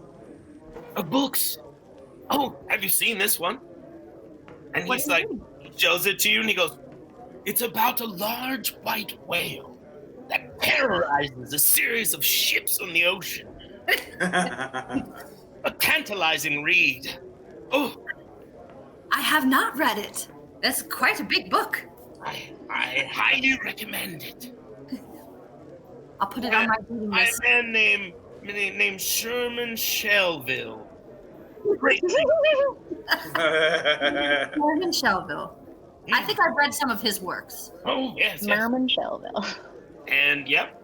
And he says, "Well, what can I get you? I have them all." Excellent. I think probably some basic healing potions, and then I don't know if you have anything else. I've got some basic healing potions, some greater healing potions, some supreme healing potions. What would be the prices on those? Well, I'm going today, market value, and he's like, it's going to be 10, 30, and 50. That's an excellent price, actually. I offer good deals. You sure do. Would you accept payment in gems? What kind of gems? Magor? Many colored gems. I'm just gonna kind of like, I'm just gonna like pick some up and just gonna ding, ding, ding, ding, ding, ding, ding, ding. Yeah, Magor, as you drop the gems on his table, he's looking at him. He's like, ooh. And you can see this glimmer in his eye, and he looks down at your waist and sees the Wand of Wonder in there, and he goes, these gems are nice. He's like, would you consider parting with that gem? That would require a lot of potions. Yes, it would. And more than potions, really. and then he's going to be like, do you like what you see, friend? Can I take you to the back and we can make that happen? Take you to the back and I'll play with your wand. Yep. I'll make that wonder wand go.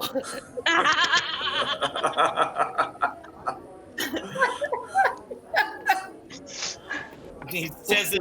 Well, you see, I had a few too many ales at the bar over there, and I'm not sure that my wand is. He can't even finish the sentence. I'm not sure it's quite functioning. But a long rest will change that. But I don't think that way, partner. Understandable. Yes, I'll take the gems. Sure, we can do that. Oh my god. Oh, what was your name, sir? I don't think I caught it. Oh, my name? Yes, Dan. Dan. Okay. How many of each of the healing potions do you have? Oh, as many as you need. I make them on site. Oh my. Daily. Home brewed. Made daily, home brewed. How about you guys? What do you think? We do 1, 2, 3, 4, 5. So if we each have 2 regulars, that would be 10 regulars, and we could have like 5 graders on hand. Yeah. Sounds good to me. They're only 10:30. Yeah. So let's do that. All right. Yeah. So 10 regulars and 5 graders, please. Done. Takes them out, pulls them off. He pulls out this wooden crate, takes them off the shelf, places them in there, gives you the order, takes the jewels, and he'll do this just like as he's gonna, he's just one last time he's gonna look over at Scott. He's like, "You sure?" I love our little alchemist twink friend. He's like, yes, I am sure. But I'm looking for another book. There's a book by Noshington Sterling. It's a dark book. I believe it involves a Crane family. Have you heard of this book? Never. But have you heard of the Rama Sutra? I could show you a couple of things. I've got it in the back. I kind of elbow Megor, like, come on, man. Yeah, me too. I'm sorry, I have not heard of it, but the hour is getting late. Let's be going. And he points to his candle, and he's like, "My candle has still many hours to burn, my friend." Burn candles with them. Well, that's very nice. Well, I must be going. All right. Yeah. Let's leave the potion place. I say everyone here is super horny. Like, they're up in this mountain, and they're like, any chance they can get it, they will take it. Yeah, no kidding. Megor like scurries out. I say in Dwarven to our friend Dan, and I'm like, just keep chipping away at him. Like, he goes, Kiri, they call me Paul Bunyan. Hey, man. I think that out. I'll get it down. And I shake his hand and I leave. We'll be back. All right.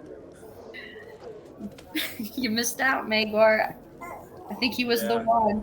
Yeah. That was your Helga, man. Yeah. Oh man. All right, Okay. yeah. So you guys leave the potion shop. Are you gonna go back to the tavern, back to your rooms? I don't want to deal with the clan assholes. I'm gonna just go back to the room. Where's Artie? He is with the fellas in the bar. Yeah. Soaking up history. Yep.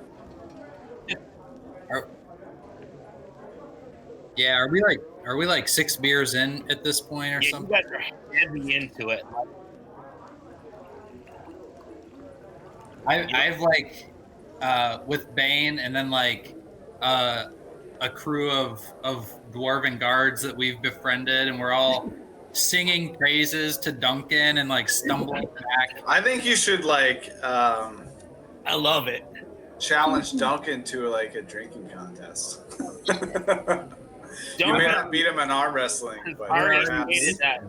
He's like, when he drinks, he's chilling. Like, that's not his game. His game is beyond. And it's strong in the morning, and it's ready to go. So yeah, it's like in Europe after a soccer game, bunch of people just celebrating and stuff. We're like stumbling back to our room, I think, and Nice. Yeah. All right.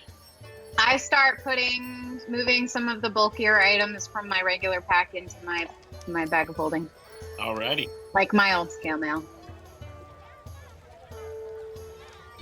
Yeah.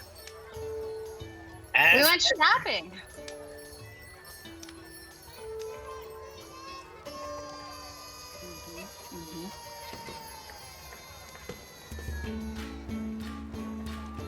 Oh, nothing fancy. I got a bag. Some sending stones. I put my shoulder on you. Nothing for you. Sorry, dear. I tried. So yeah, as you guys are walking towards your rooms, you can see that there is a very kind of noble-looking dwarf chilling right outside your door, and he says, so I see you've been enjoying yourselves. Ironbeard will have his answer in the morning. We hope that you will seriously consider using our services. We will, of course, be available, and we can show you the vault and have the axe and where it shall be held tomorrow. But precisely in the morning, Ironbeard is an early riser, and he... Excellent. And he's like, I'll see you at 6 a.m. in the morrow. And at this Most time, it's probably definitely. like 2 We will be a.m. lively. You guys are going to get about 4 hours of sleep. Shit. 6 a.m. We're gonna be exhausted. Wait. That means I can't reset my spells. Oh. we don't all have. I'll tell you what. Yeah, I'll give you the long rest. You can have the long rest, but I'm not wasted. Does that make a difference? that does. You're good. Okay, cool. Yeah. So can I still have the benefits of a long rest? Yes, you Are can. there some other of the dwarves around that are like reveling or whatever? Yes, you guys like walk through the hallway together, like cheering, singing old dwarven songs, like ale dripping down the beard as they like boisterously yell in these hallways. Yeah, there's a couple more, but they kind of bid you adieu, and they're like, to your quarters! Ironbeard in the morning. He's like, oh, they're good people. In the morning, and they just kind of I'm like pushing them into morning.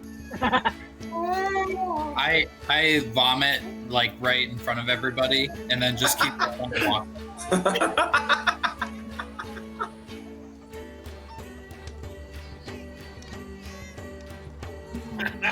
Okay. It's a bit stronger than what I'm used to. I'm pushing both of the. Oh no, I'm not. So I'm gonna ask the dwarves if they want to have some fun real quick. Oh. And I'm gonna take out the Wand of Wonder. No, I pushed him into the room. I'm like walking. No, I said, now don't tell the potion shopkeeper about this. I pushed them up. Green, help me! All right, Scott, if you really want to use your Wand of Wonder right now, you pull it out, and you're like, "Yeah, my wand is the bomb," and you start to. You whip out your wand. If you really want to do that, still, two of your party members are trying to push you inside. So if you want to, I'm gonna have to make you. I'm pushing you as well. Okay, so Scott, Bring you that hold of the can wand. do a strength check if you want to like stay out there with your wand, but you're gonna do it with disadvantage. All right, no, Do I I'm roll just gonna. anything? I will heed. I will heed. You picked me up off the ground? Yeah, we're strong. But not as strong as Duncan. Yeah. And, We'll okay, be so back. as you do this, yeah, you walk in, throw them in, put them in the door, and then before you close the door, the last thing you can see is that one-armed son of a bitch, Duncan, just walk it to his room, and you see him. He stops. He doesn't think there's anyone looking. He stops. He looks at his arm and he goes, kisses it.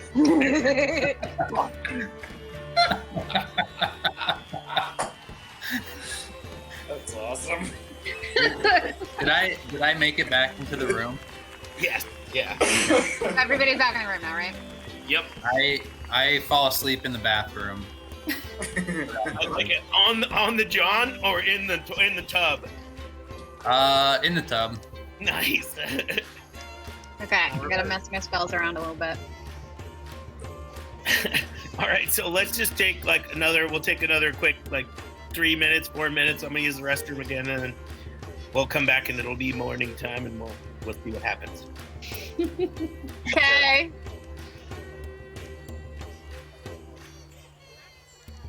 No. That's on my list. Some of it. Really good.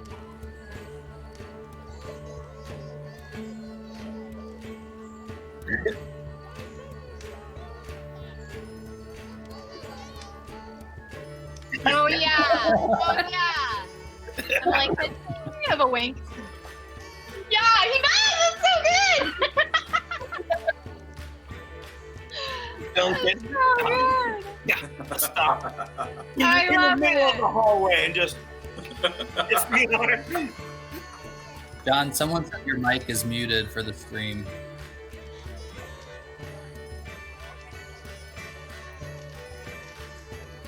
All right. Well, we'll be back All right, in just in a moment. Yep. 5 minutes, okay. All right. All right. I didn't know there was a chat for our stream. Alright, now I should be unmuted. I wonder how long I've been muted for. Yeah, but I was saying it looks like Alex Lewis Armstrong from Full Metal Alchemist. Uh-oh. Frozen. We lost you, John. We should Yep, be good. there it is. Now you're good.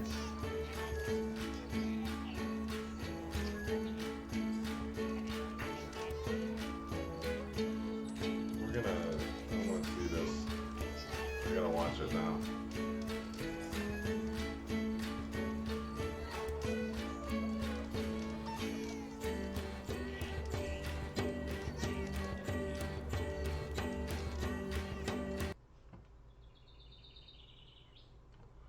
Doo-doo-doo. I heard you on my way in here. You say you're an agent of God. Well, then why don't you try? I wonder if passing after judgment all, on I just like, what? That is like by far. Of that show, he's my favorite character. Just for moments like that. What do you watch that on?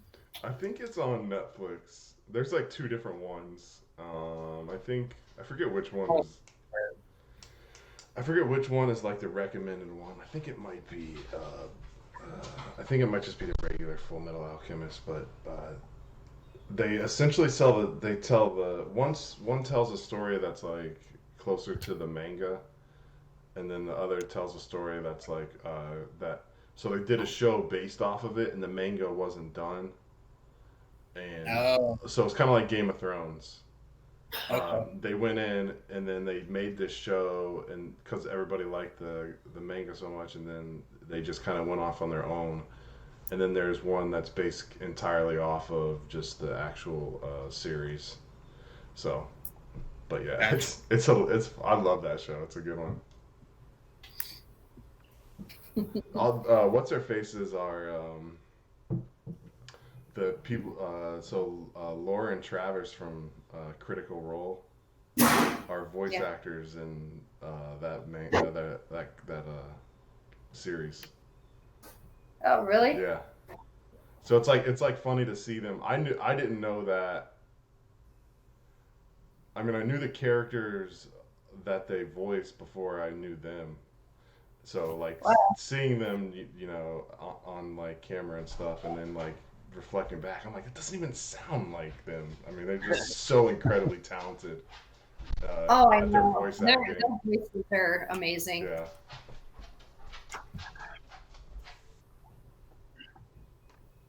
When we used to live in Indiana, we had like 5-6 hour drives to get to anybody that we wanted to see, and we would listen to. Oh wait, no, was that? Yeah, we would listen to Critical Role. Yeah. And their campaigns. Yeah, I like it. I haven't gotten into their new one. I didn't play D&D till after we moved. Yeah, so we went on long drives though. Don't they have the animated series too, like on Amazon or something for Critical Role? Or it's I think it coming? got greenlighted, so it's just a matter of time before they release it. But It would be awesome. yeah, and they're gonna be. I'm pretty sure they're gonna be voice acting their own characters, which will be really cool. Yeah, I would hope so. Yeah. Well, as soon as Claire comes back, we will start with our next morning. Yes, the next morning. In fact, we can go ahead and start, and then she'll be here. I'm sure. So Gabriel, despite like being shit-faced last night, gets up with his army training at like 4:30 in the morning. He's buffing out his armor. I feel like you're making the bed that like I feel like I fell asleep in the same bed as you. I slept in the tub. Oh, you He slept in the tub. in the I feel bathroom. like you start like making the bed that I'm in. Like, go on. Yeah. Get up, Bane. I do that thing where I flip Yeah. you out of the bed and just like whip the blankets into a perfect rectangle. I'm like, you could have given me a little bit of a warning. You never wake a dwarf when he's asleep. I slide some coffee your way and I say, "We've got a job to do." And I'm like, Breen, on the other hand, who had like a couple sips, it wakes up and it's like, oh my God, how am I in bed? She can't find her glasses. She's like, what happened? All right. Yeah, you guys, as you're getting up and moving around, these little conversations are happening between yourselves, and you hear a knock at the door of your quarters. We got up in time, right? I'll open it. yeah, Gabriel. I gotta- And there's the dwarf, looking good, full plate, armor. You know, got the axe, got the shield, and he says, "Lord Ironbeard, we'll see you in the Hall of War." Right away, we'll be right down. Okay. Yeah, and he leaves, and so you guys are expected to be there probably soonish, within probably, I would say, like, 10 minutes. Are we ready? We're a bit groggy and hungry as always, but I guess we can be on our way.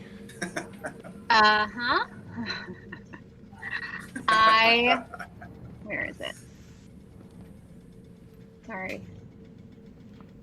I should have lesser. There it is. I have Lesser Restoration prepared, so I'm gonna cast Lesser Restoration. Actually, is there any benefit to casting Lesser Restoration at a higher level? I'm. You wouldn't need to tell me. I'm doing great. Really? I've never felt better, actually. It's been a while since I had me a dwarven bender. I They're all pick up, hungover, right? no, Bane and I are not. I pick up Breen and I say, this one needs some refreshing. So we're gonna take some Breen is like cold hungover? water and splash it in her face. Okay. Breen is hungover. I'm gonna cast Lesser Restoration on Breen. Alrighty. Yeah. You Oh, miraculously feel so much better. You feel like you ate some bacon in a sandwich with some really gooey cheese, and you're just feeling good about life, nestled in your little self, just feeling good. all right. Let's do the let's go to the bank. Let's go to the bank. Yep. Ironbeard awaits. So yeah, you guys want to walk to see Ironbeard. He's in the Hall of War. So as you make your way down the corridor and you turn into the Hall of War, you can see that Ironbeard is seated, not in a throne, but in a chair that definitely has a bit of an air about it. distinguished- I mean, it's an important chair. Yeah, this is for like, you know, the boss of this whole area. And everyone make a perception roll for me real quick.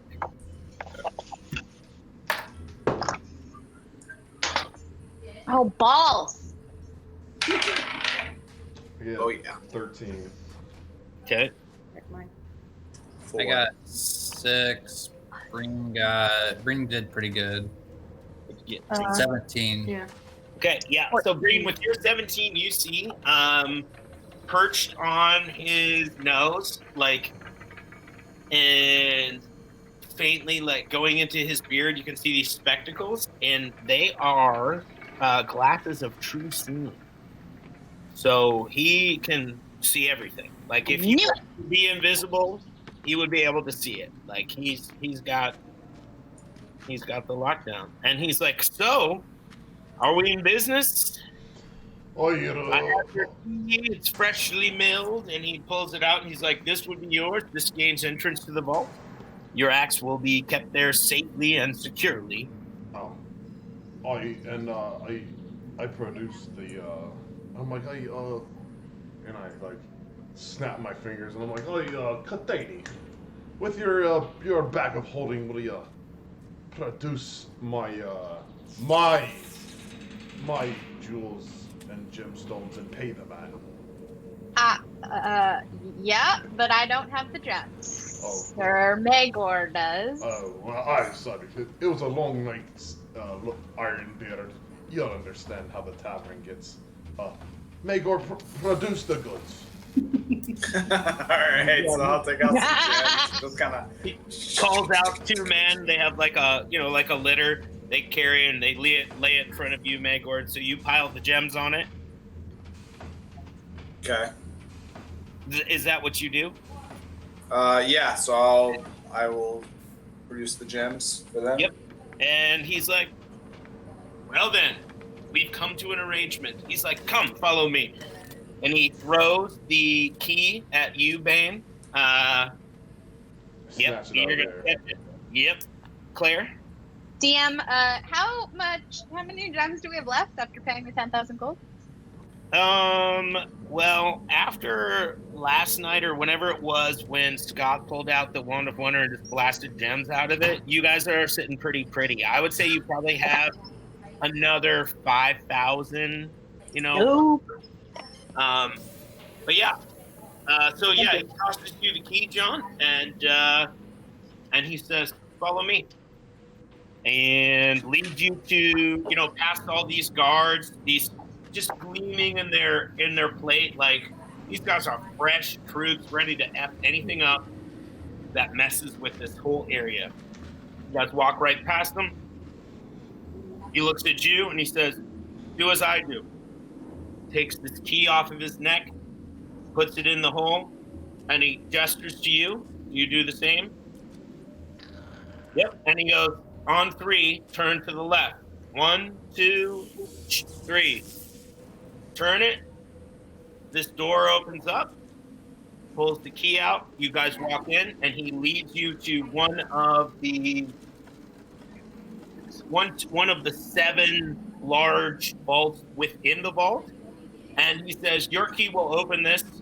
Feel free to, I'm going to leave you with your privacy. You know, I've got things to attend to. When you're done, as soon as you leave the main vault, the door will close. So you don't have to worry about any kind of locking or any of that. As soon as you leave, it just closes and you're good to go. Thank you for the payment. And of course, tonight we'll have a feast, which is customary after such a large transaction, where we will all gather and just, it's going to be a good old time. But I will see you there. And I leave you to your business, sir.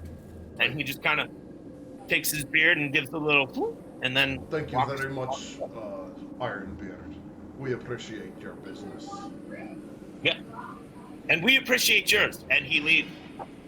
And I'm like, oh, I can't believe, I say it loud enough, I'm like, I can't believe I'm going to have to leave my axe here.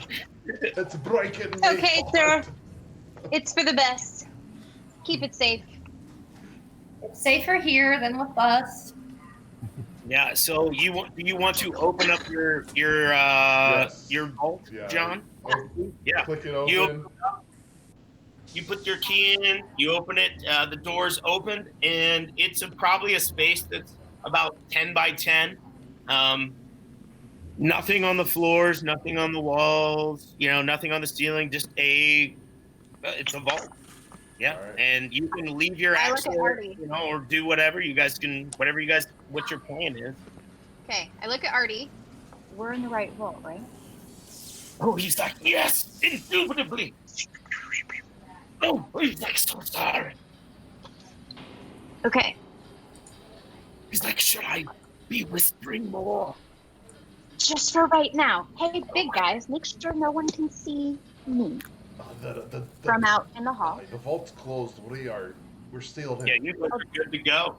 Well, the door to the vault is shut. Yeah. Your door to your vault is still open, but the door That's to what I the meant. main vault, yeah, that's far away. It's still open, but like, there's no one hanging around. We shut. Okay, I go and nobody's shut both the doors. And we can't. No, No, shut up. he said when you leave, the doors will shut on their own. Oh, okay. Yeah. The guard. I mean, there's guards sitting out there, but this is Yeah, guard like- away. Block the view just in case. Oh, you will. And Go out then there and do after something they do like that- put the set my axe in here. Yes. Don't Do your actually little- put the axe in there. I'm not Gabriel. It's I was acting. As a joke, I produce an empty frog skin from our previous Oh, adventures, and I just leave that in the vault. A grung. You just throw it. the a grung skin. grung skin on the ground. All right.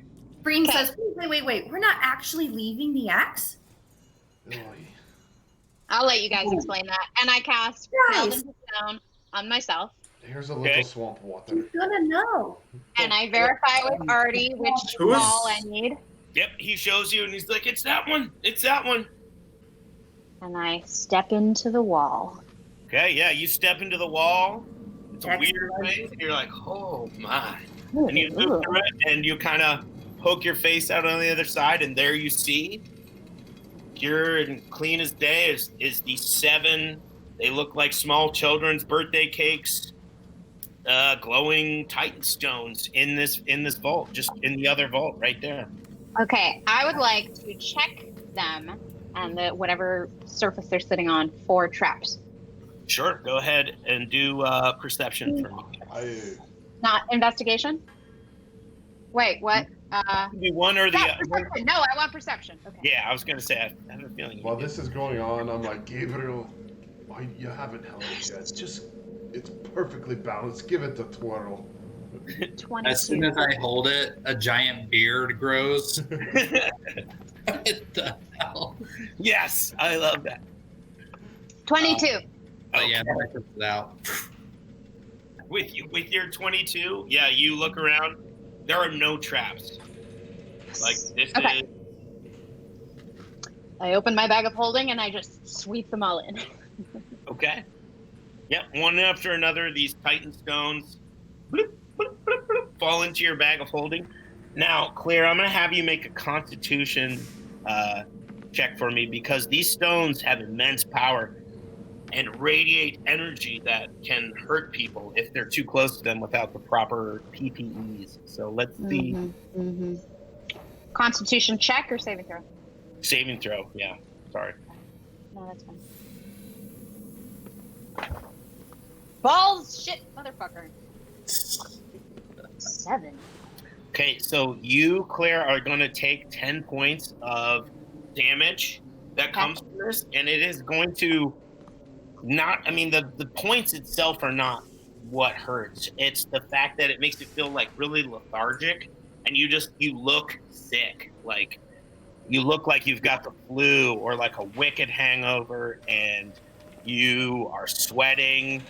And you're just like any kind of attack that you're going to make now is going to have at disadvantage until you somehow get better. But now within the bag of holding, you don't have to worry about this power from the Titan stones anymore. That's what I was hoping. Okay. At this point in time, I have attacked one of the walls with Bane's axe to test it out. Nice.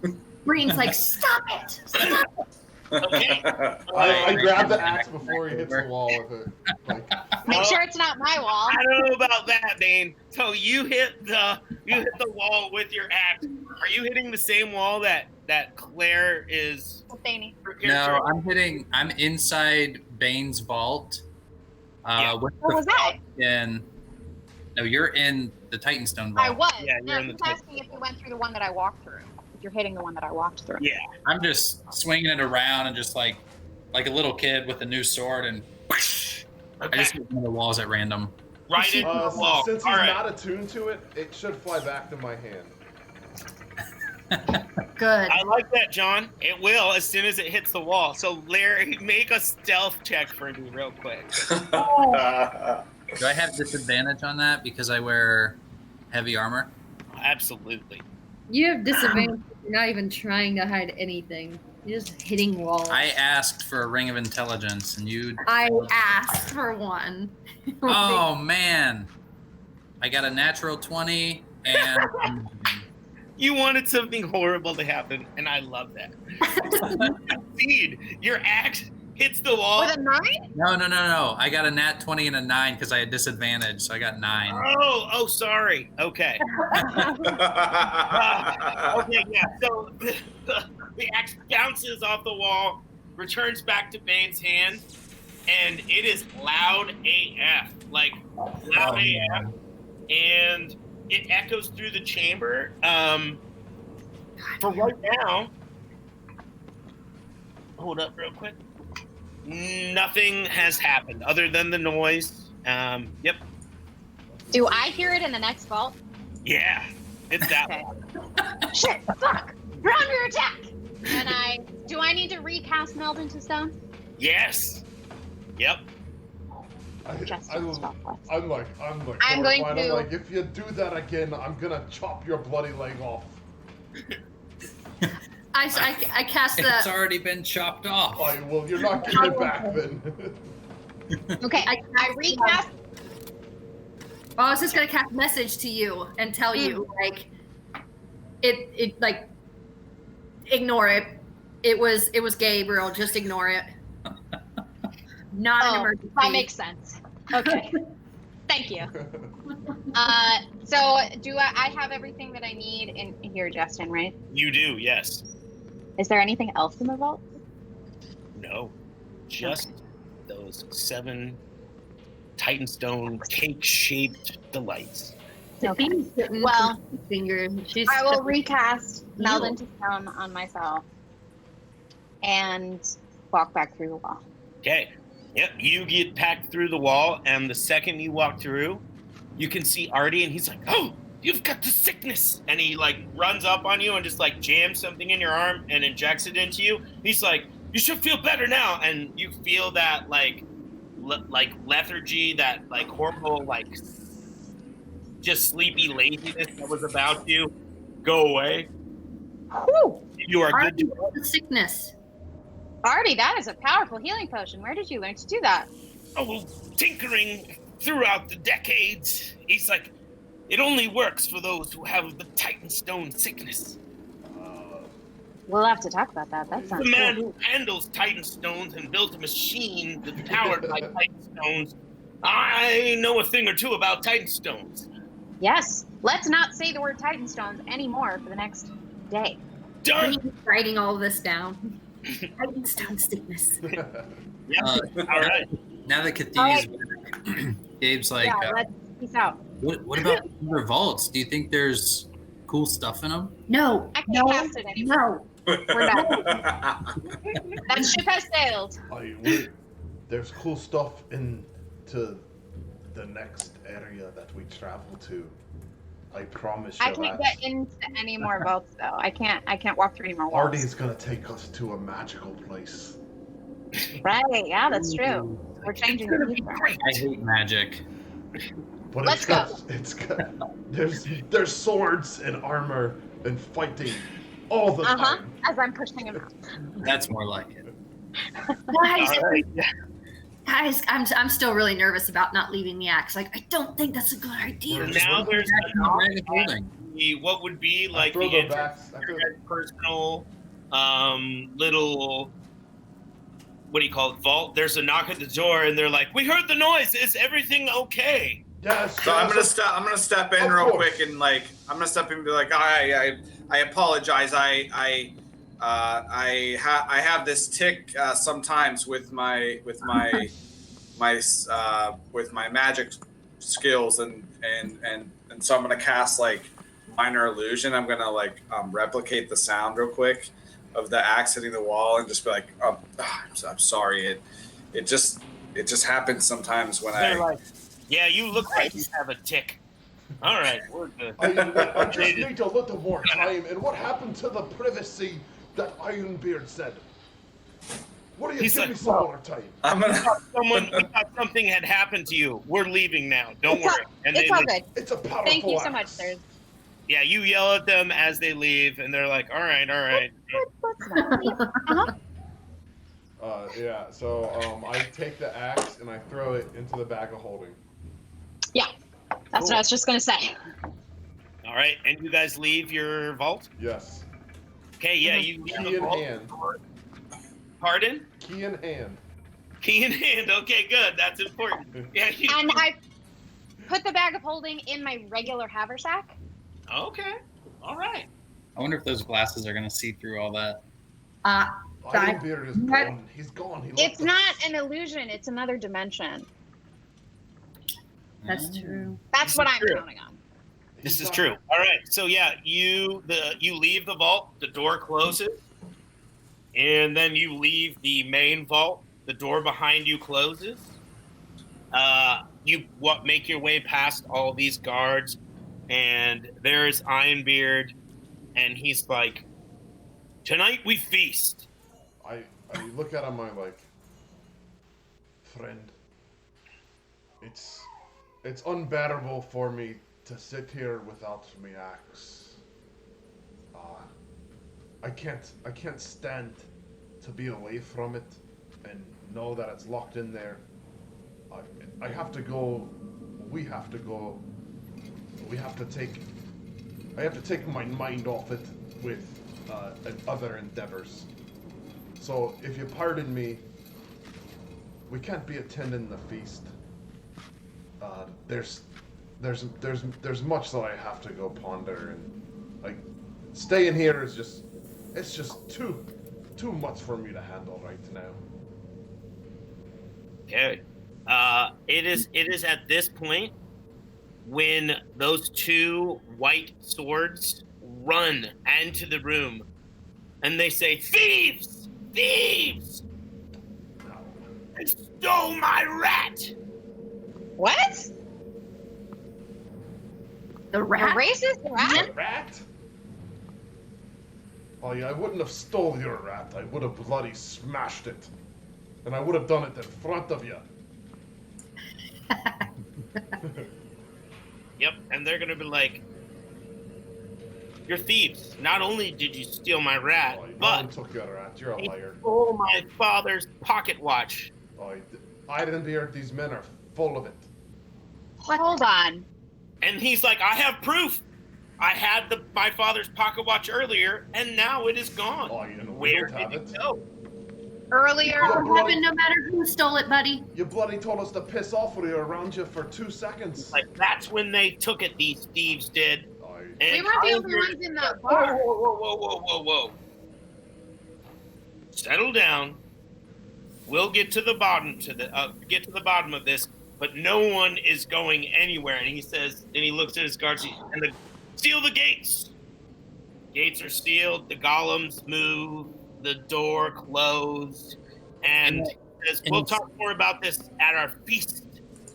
In a stroke of genius at this point, I look at Ironbeard and say, if you're protecting these men's rat and pocket watch, shouldn't they have to pay 10,000 gold per item? And he's like, the rat and the pocket watch is not of question. We do not guard such things. These are personal trinkets these men came in with. They're here for giving your protection for free? You can't protect a rat and a pocket watch. How do you protect me ox? And he's like, enough! Does a little clapping. The guards come in, and they're like, everyone now to their rooms. It's on full lockdown. He's like, we're going into lockdown. We're going to investigate further. Anytime there's accusations of thievery or theft in this special area, we need to investigate. He's like, we're going to go through the vaults. We're going to look into every single vault and make sure all of its cargo is still there. We're going to, and he's like, rest assured. And he looks at you. He's like, I'm sure your axe will be perfectly fine. Don't even think about it. Like, anything you place in the vault is going to be there. There's no other way it could leave.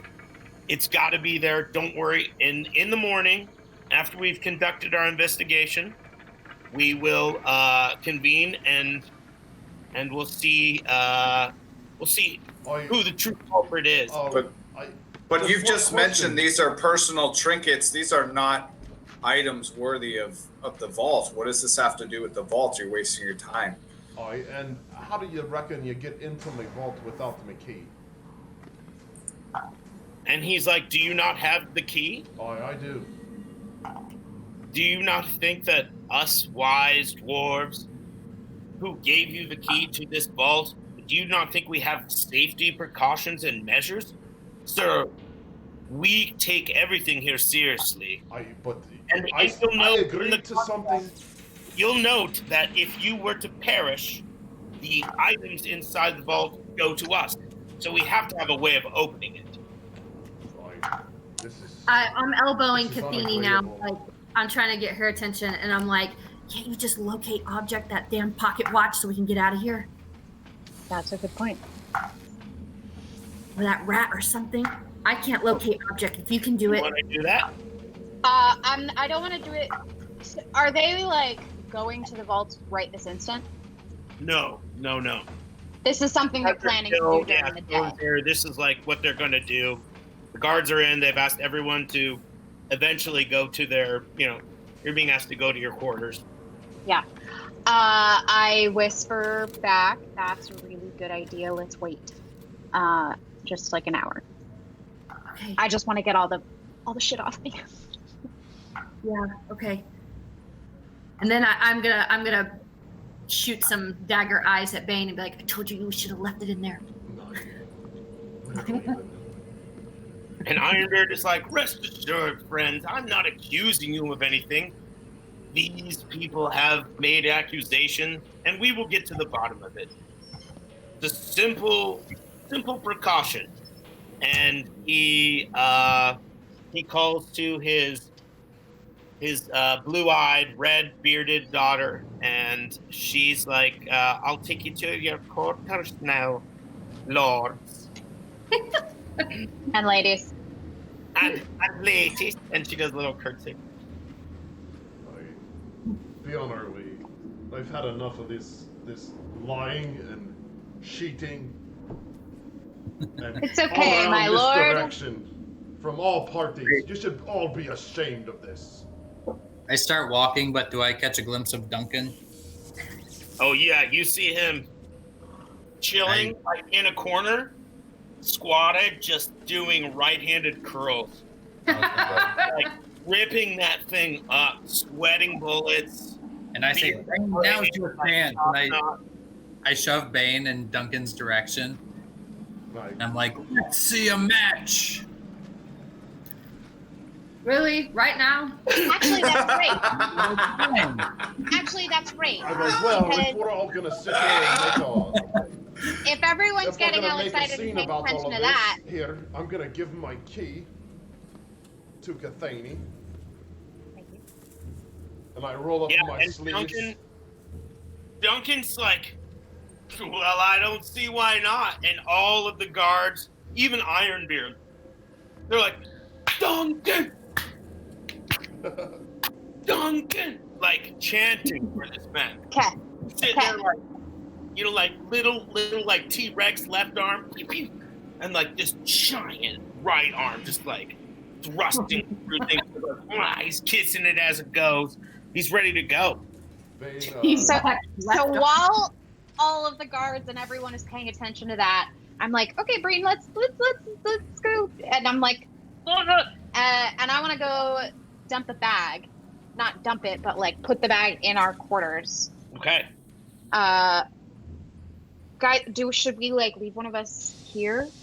I think that's a good idea. I'm gonna go offer my services. Where are the white armored guards? They're not guards. Are you talking about the swords? The swords. Yeah, the swords. Yeah, they're chilling in that main war room, like, made these accusations that not only did you steal his rat, but you stole his father's pocket watch. Did they follow me? No, they did not follow you. They're still in the main war room, yeah. Okay. In fact, they're probably moving towards their quarters as well. Okay. Breen and whoever's with me, do you think one of us should stay in the room? The bag. I'm gonna go offer my services and my locate object spell. I'll stay. To find the pocket watch. Yeah. I'm gonna approach the white armored guards and attempt to. John, why are you shaking your head? I'm gonna attempt to intimidate them and try to get them to rescind their accusation. No. Okay. Go ahead and make an intimidation roll for me. All right. Intimidate the swords? Yeah. Only two of them. You're gonna get your ass beat. No. If John, they why are start you beating shaking our your head? ass, then you know this is a civil I'm place, trying to right? be honest, You what? That's a 17. Okay. What do you say to them, Magor? I'm gonna say that you will send these false accusations at once. This is a waste of everyone's time. What are you doing? You racists. Like, racist. They kind of shake that off and they're like, oh, we're swords. What does that have to do with being racist? My father's pocket watch was stolen today in the tavern by one of your party. No one else could have done it. When you all came up, I asked you to leave nicely and you didn't. And it was during that time that one of you guys stole it from me. I know it. That's simply untrue. Like all that happened was your rat bit us, and you caused a scuffle. And my friend here is a bit swift to his. Like, what did you do to my rat? He's like, where is Templeton? He was my friend. I was gonna call Templeton this insult. You think we want that damn scraggly rodent bit my friend? We have no desire for that thing. Templeton and I have been friends since I was a young lad. That rat is over 30 years old. Careless Yeah, question. 30 years too long, if you ask me. Favorite thing to do is feast after fairs. And I would take him to fairs after the doors have closed, and he would feast on all of the deliciousness that was left over. But no longer. Perhaps he scurried off into the He checked bowels under your of the bed. dungeon. looking for some scraps. Does it need something to eat? It's a bloody What does it like to eat? And he's like, you're a liar and a thief, and he pushes you. You keep. Oh, okay. Oh man. You keep. And at that point, Ironbeard stands up and he says, "We are in the Hall of War. No violence ever takes place in the Hall of War. That's ironic. Yes. All right, back to. We never commit violence in the Hall of War. We plan for violence here." Another. I clap and I look. I'm like, all right, enough of the charades with those prices. It's time Dunk and I have ourselves a little competition. Yeah, and he's like, "However, we do allow for arm wrestling in the Hall of War." And he's like, "Duncan!" And of course, everyone's like, "Duncan!" And Duncan's sitting there just working that right arm out, just getting it loosey-goosey, ready for you. All right. So go ahead and make contested strength checks, and you can add, of course, your strength bonus. I take a nice strong drink of some old swamp water. Oh, Yes. that you've kept in a cask. I've kept in a frog skin. You're gonna get advantage on your check then. And so I hope this invigorates me. It does. It does. You can feel the tadpole swimming in your stomach after you're like, "Oh, that's the good one." I get a 19. Yes, he had a 14. So you best him on this one. His arm starts to go over, and he's like, and the guards are like, "No, Duncan, he cannot fall." And go ahead and make another roll. All right. I got a 20. I get a 16. Off 20. Yeah, and so it's even back out, and Duncan kind of like, he puts his finger in his, and he's like, and just like, bah, barrels you up, as if to inflate his magic arm. Yeah, and so you guys are deadlocked. Another roll. Another 20 for Duncan. I take a grip, re-gripping, and I give it a good pull, and I get a nat 20. Yes. You sit there, and it's like two dwarves locked in just this furious battle, sweating bullets, being observed by all these other dwarves in the Hall of War, where there's no violence, ironically. Like, kind of go over it, and I take my belly up. My belly just like bulges out, and it's like kind of nudges the table just a little bit, and just goes boom. And Yep, you sink him down, and everyone's like, I start chanting, "Burn, burn, burn, burn." The other dwarves look around and they're like, and just shake their heads. And Ironbeard's like, "To bed, one and all." He's like, "Duncan, hit the weight room." As I walk over, I like stroke my beard, and I'm like, "Now, Gabriel, that's how you fight. That's how you beat a dwarf in arm wrestling." Yeah. It takes one to beat one. So, I'll give you some lessons a little bit later. We'll start Yeah, the training and drinking first thing in the morning. as you make your way back to your rooms, you can see that, like, as you move past the guards, like, there's a newfound respect for this Bane, the man who bested Duncan. And even though there's this investigation going on, like, they're loving you. Yeah, nice. So yeah, we are going to. Gold dice are back. Wait. Yes, Claire. Okay, while they're arm wrestling, I decide to just cast a locate object from within my room Okay. for the pocket watch. Okay, it's on you. What? Yeah. You have it? And there's a knock at your door now. Give it here. Give it here. Give it here. She gives it to me, and I go invisible. Okay. Yeah. There's a knock at the door. Guards are like, "Open up." You cast Okay, one second. I have to get dressed. I'm naked. And being dwarves, uninterested in seeing like anyone other than a dwarf woman naked, they're like, take your time. What do we got here? Okay, Bree. Yeah. Can you like pop back into visibility, take my bag of holding, and then go back invisible and like hide in the closet or something? If she hands it to me, will I DM? If she hands me something, will it also become invisible with me? It will. Yeah. Okay. I do that. Shove you in the closet. Okay. And they're like, are you still naked?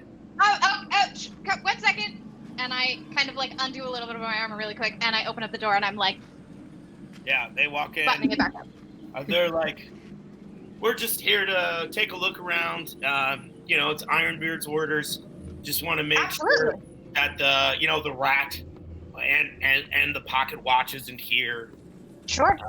All right, cool. And they're just kind of going. I reach in my pocket and I get one of those little distraction devices and I wind it up. From inside the closet? Yeah, but yeah. So like I'm gonna wait, and then when they open the door, I'm gonna let it go. And it's gonna walk away and cause an explosion. You're in the closet, right? Yeah. Is that what you said? Okay, yeah.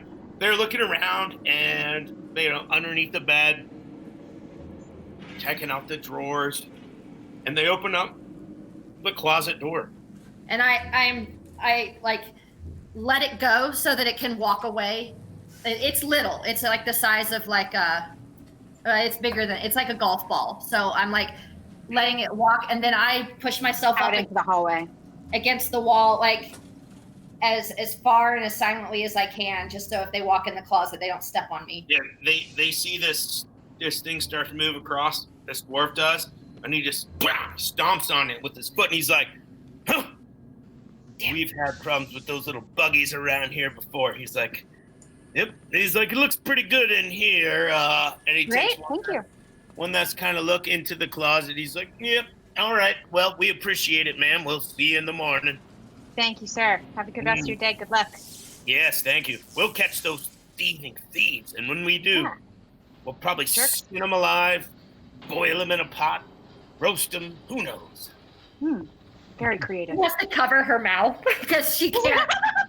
She's just like, oh God. Very creative. I appreciate your thoroughness. Yes, well, indeed. All right, ma'am. And he takes off, and they're out. Yeah. So I think, yes. So what I'm gonna do now is I want to make my way back to Hall of War. This is at the bank, right? Mm-hmm. Yeah. Okay. I want to sneak out of here. Okay. Are we allowed to leave our rooms?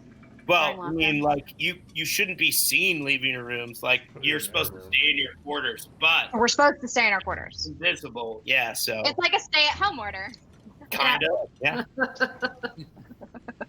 Give it I back to want them. to sneak out of here as fast as I can, and I want to go back to the tavern with this pocket. Do you still have the bag of holding, or do you give it back to me? What do you want me to do? You tell me. They left, so you can talk to me. They already checked the room. It's not like they're going to check it again. So why don't we leave it here? Okay. So I hand it back. You see this like one hand come out of nowhere, and then this bag just bloop, bloop. All right. Give me a thumbs up, and I'm invisible. I put it in the closet. Okay. And you're gonna. Are we all there, or are you just? No, you guys are arm wrestling. No, I'm like just in all my grace with his belly just out in full glory, walking down the hall like the real power of a dwarf lies in his gut and his stomach, not in his arms. And like I'm just like basking in all these looks of like gratitude and everything. Like, ooh, like this guy's actually kind of legit. And I'm like. Yeah, they're definitely looking at your belly and then looking at theirs and dissatisfaction. Like, I need to get this thing through here. Justin, at this point, I would like to check myself to see if the rat is on me. No, the rat is not on you. But you can still feel its toothy bite on your face. That was healed. Yeah, a little two-pronged scar. Little scar. I mean, like, little healed over scar. Like you touch it, like you think of the rat and you touch it, you're like, Damn rat. Never been bit in the face by a rat before, and today you were bit twice in the face by a rat. Templeton. The Yeah. Satan Templeton. So you're gonna sneak out, Sam. Green is I'm gonna. gonna try. Is the guy with the glasses around? Do I see him? I mean, you're just leaving your quarters, right? Right. Yeah. No, you don't see him in the hallway outside your quarters.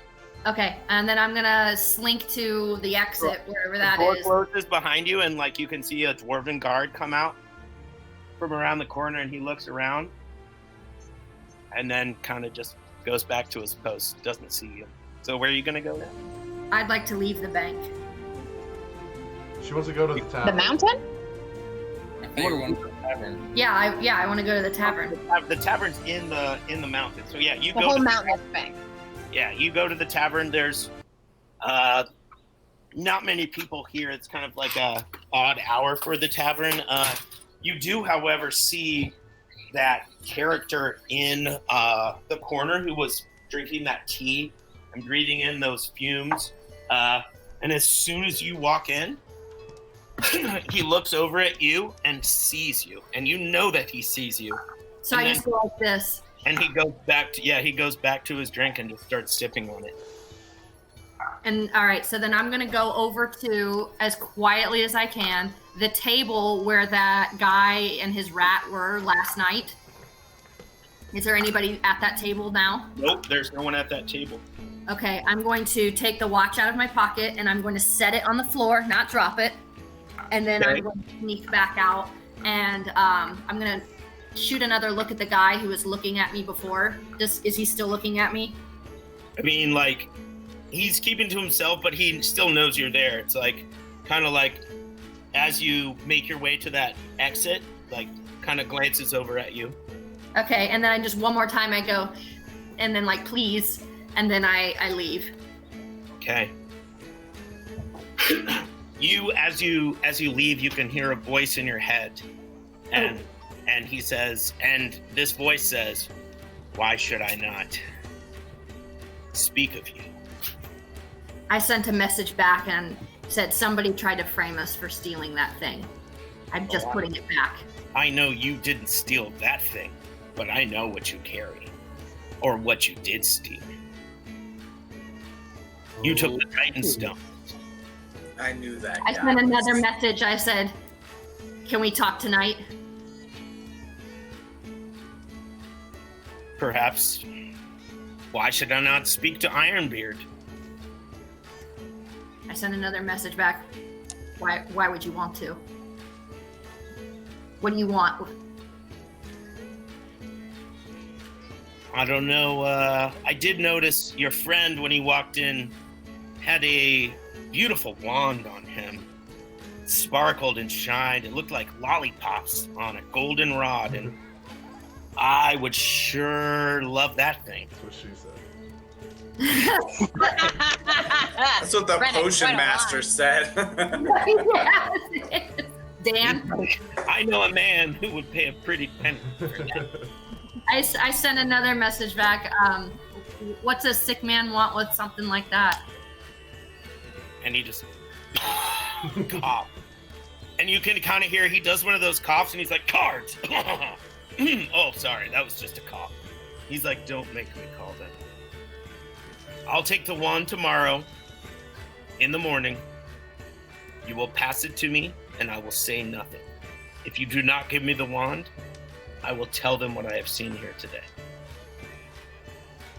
I sent a message I back. want one. Also, I want 2 of your Titan stones that you have stolen." I sent one more message back and I was like, neither of those objects are mine. I'll talk to my party. I'll talk to you tonight. He's like, "I hope you convince them, because the dwarves here have a special place and a special thing they do to those thieves who would dare to break into their mighty hold. I would hate to see you come to that. The wand and 2 Titan stones tomorrow at my door before the morn, and no voice shall be said. I shall not say a thing." And I he's heard you blackmailing stranger. He like, kind of shuts you off, and All right, I'm gonna scuttle back invisibly back to my quarters if I can. Yep. Yeah, you're able to make your way back to your quarters, past a couple of guards. You can see there is this person next to you, a young dwarf pushing like a cart that has some food on it, and he's ahead of you. He knocks on this door, and when it opens, you see Ironbeard, and it's Ironbeard getting his food for the night. And he luckily is not wearing his glasses of true sight. And just kind of like takes the food, and he's like, "Thank you, boy, thank you," and closes the door, and you're able to make it back to your room. So, And then I come out from invisibility and I slump against the wall like, shit. And Kathini, you're still in the room, aren't you? Yeah. Okay, you get her. And so that I at least tell Kathini what I know, what I saw, what I did. I catch her up completely. yep, okay. Like, who is this guy? What? How could he know without being there? How could he see me? He's hacking up along over in the corner, and then he's threatening to take objects we haven't shown him that we have. I don't like this. I don't like He this. must at all. have some kind of permanent true sight. Is he bugging us? And I like start tapping my clothes. Like, how could he know? Is one of us a spy? No. I just don't get it. All right. Well, I think this is going to be a perfect part to stop off, and then we will continue in the morning, or not in the morning, but in the morning next Saturday when we play. So, Beautiful. yeah. So good. So good, Justin. Awesome. That's how we Really pulled good. it off. Yeah. I really had to think hard on how to get out of these situations. Well, good. I'm glad. Everybody had fun. Yeah. Yeah. Yes. I'm glad you said something about that earlier, because if I didn't know you could do that, I would have no idea. Yeah. That was a good idea. Well, you guys did well. So, yep. Next Saturday when we play, it will be morning, and you'll be in the war room with Ironbeard, and yeah, we'll see. Now, don't forget the request of this mysterious stranger in red robes in the corner, drinking. We should discuss that as a group over text. Yeah, he wants the Wand of Wonder and 2 of your Titan Stones. So, and he says at his door in the morning. Doesn't even give you like where his door is. He's just like, those are the demands. Like, you need to figure that shit out. Yeah. So, yep, we'll pick up there. I don't. Cool. I'm going on vacation, so the stream may or may not occur. Okay. So well, we can. At the worst, we'll be able to record the Google Meet, and then we can upload it to YouTube. Okay, cool. So, yeah, we could do it that way. Or, like I said, we could do. We can put a pause on it until you get back, and then like we can do that. Like the Shadowfell with faces facing Takesis and with you guys, and like I can give Claire could play Bembridge stuck in this little area. Bembridge and Sunbridge. Yes. So yeah, we'll just have to see how the internet goes. Yeah. I mean, I don't even know. Cool. Down there, it's kind of shoddy, so I don't even know if I'll be able to consistently get a good enough Wi-Fi signal to play. Oh yeah. So we'll see how it goes. Yeah, We'll figure no it worries. Like, So worst case scenario, it's a week off. Yeah. Best case We'll be scenario. good. And John and I are working on the YouTube channel right now. Sweet. So Excellent. that is the work in progress. Yes. Happening slowly but surely. Which one comes first, the barb or the bard? The Barb. Barb. Okay, so it's alphabetical. Okay. Barb good. and Bard. Barb and bard. Oh yeah, it is. By the last letter. Yes. All right. Oh. Awesome. Woo. All right. Well, I had fun, guys. I'm glad you did too. We'll Thank pick this up. Yeah. It'll be a good time. So we'll see what happens. Awesome. Sounds good. Thank Thanks you. again. Have fun. All right. Bye. Later, Bye. guys. See ya. Be good. Gabriel All right. says bye.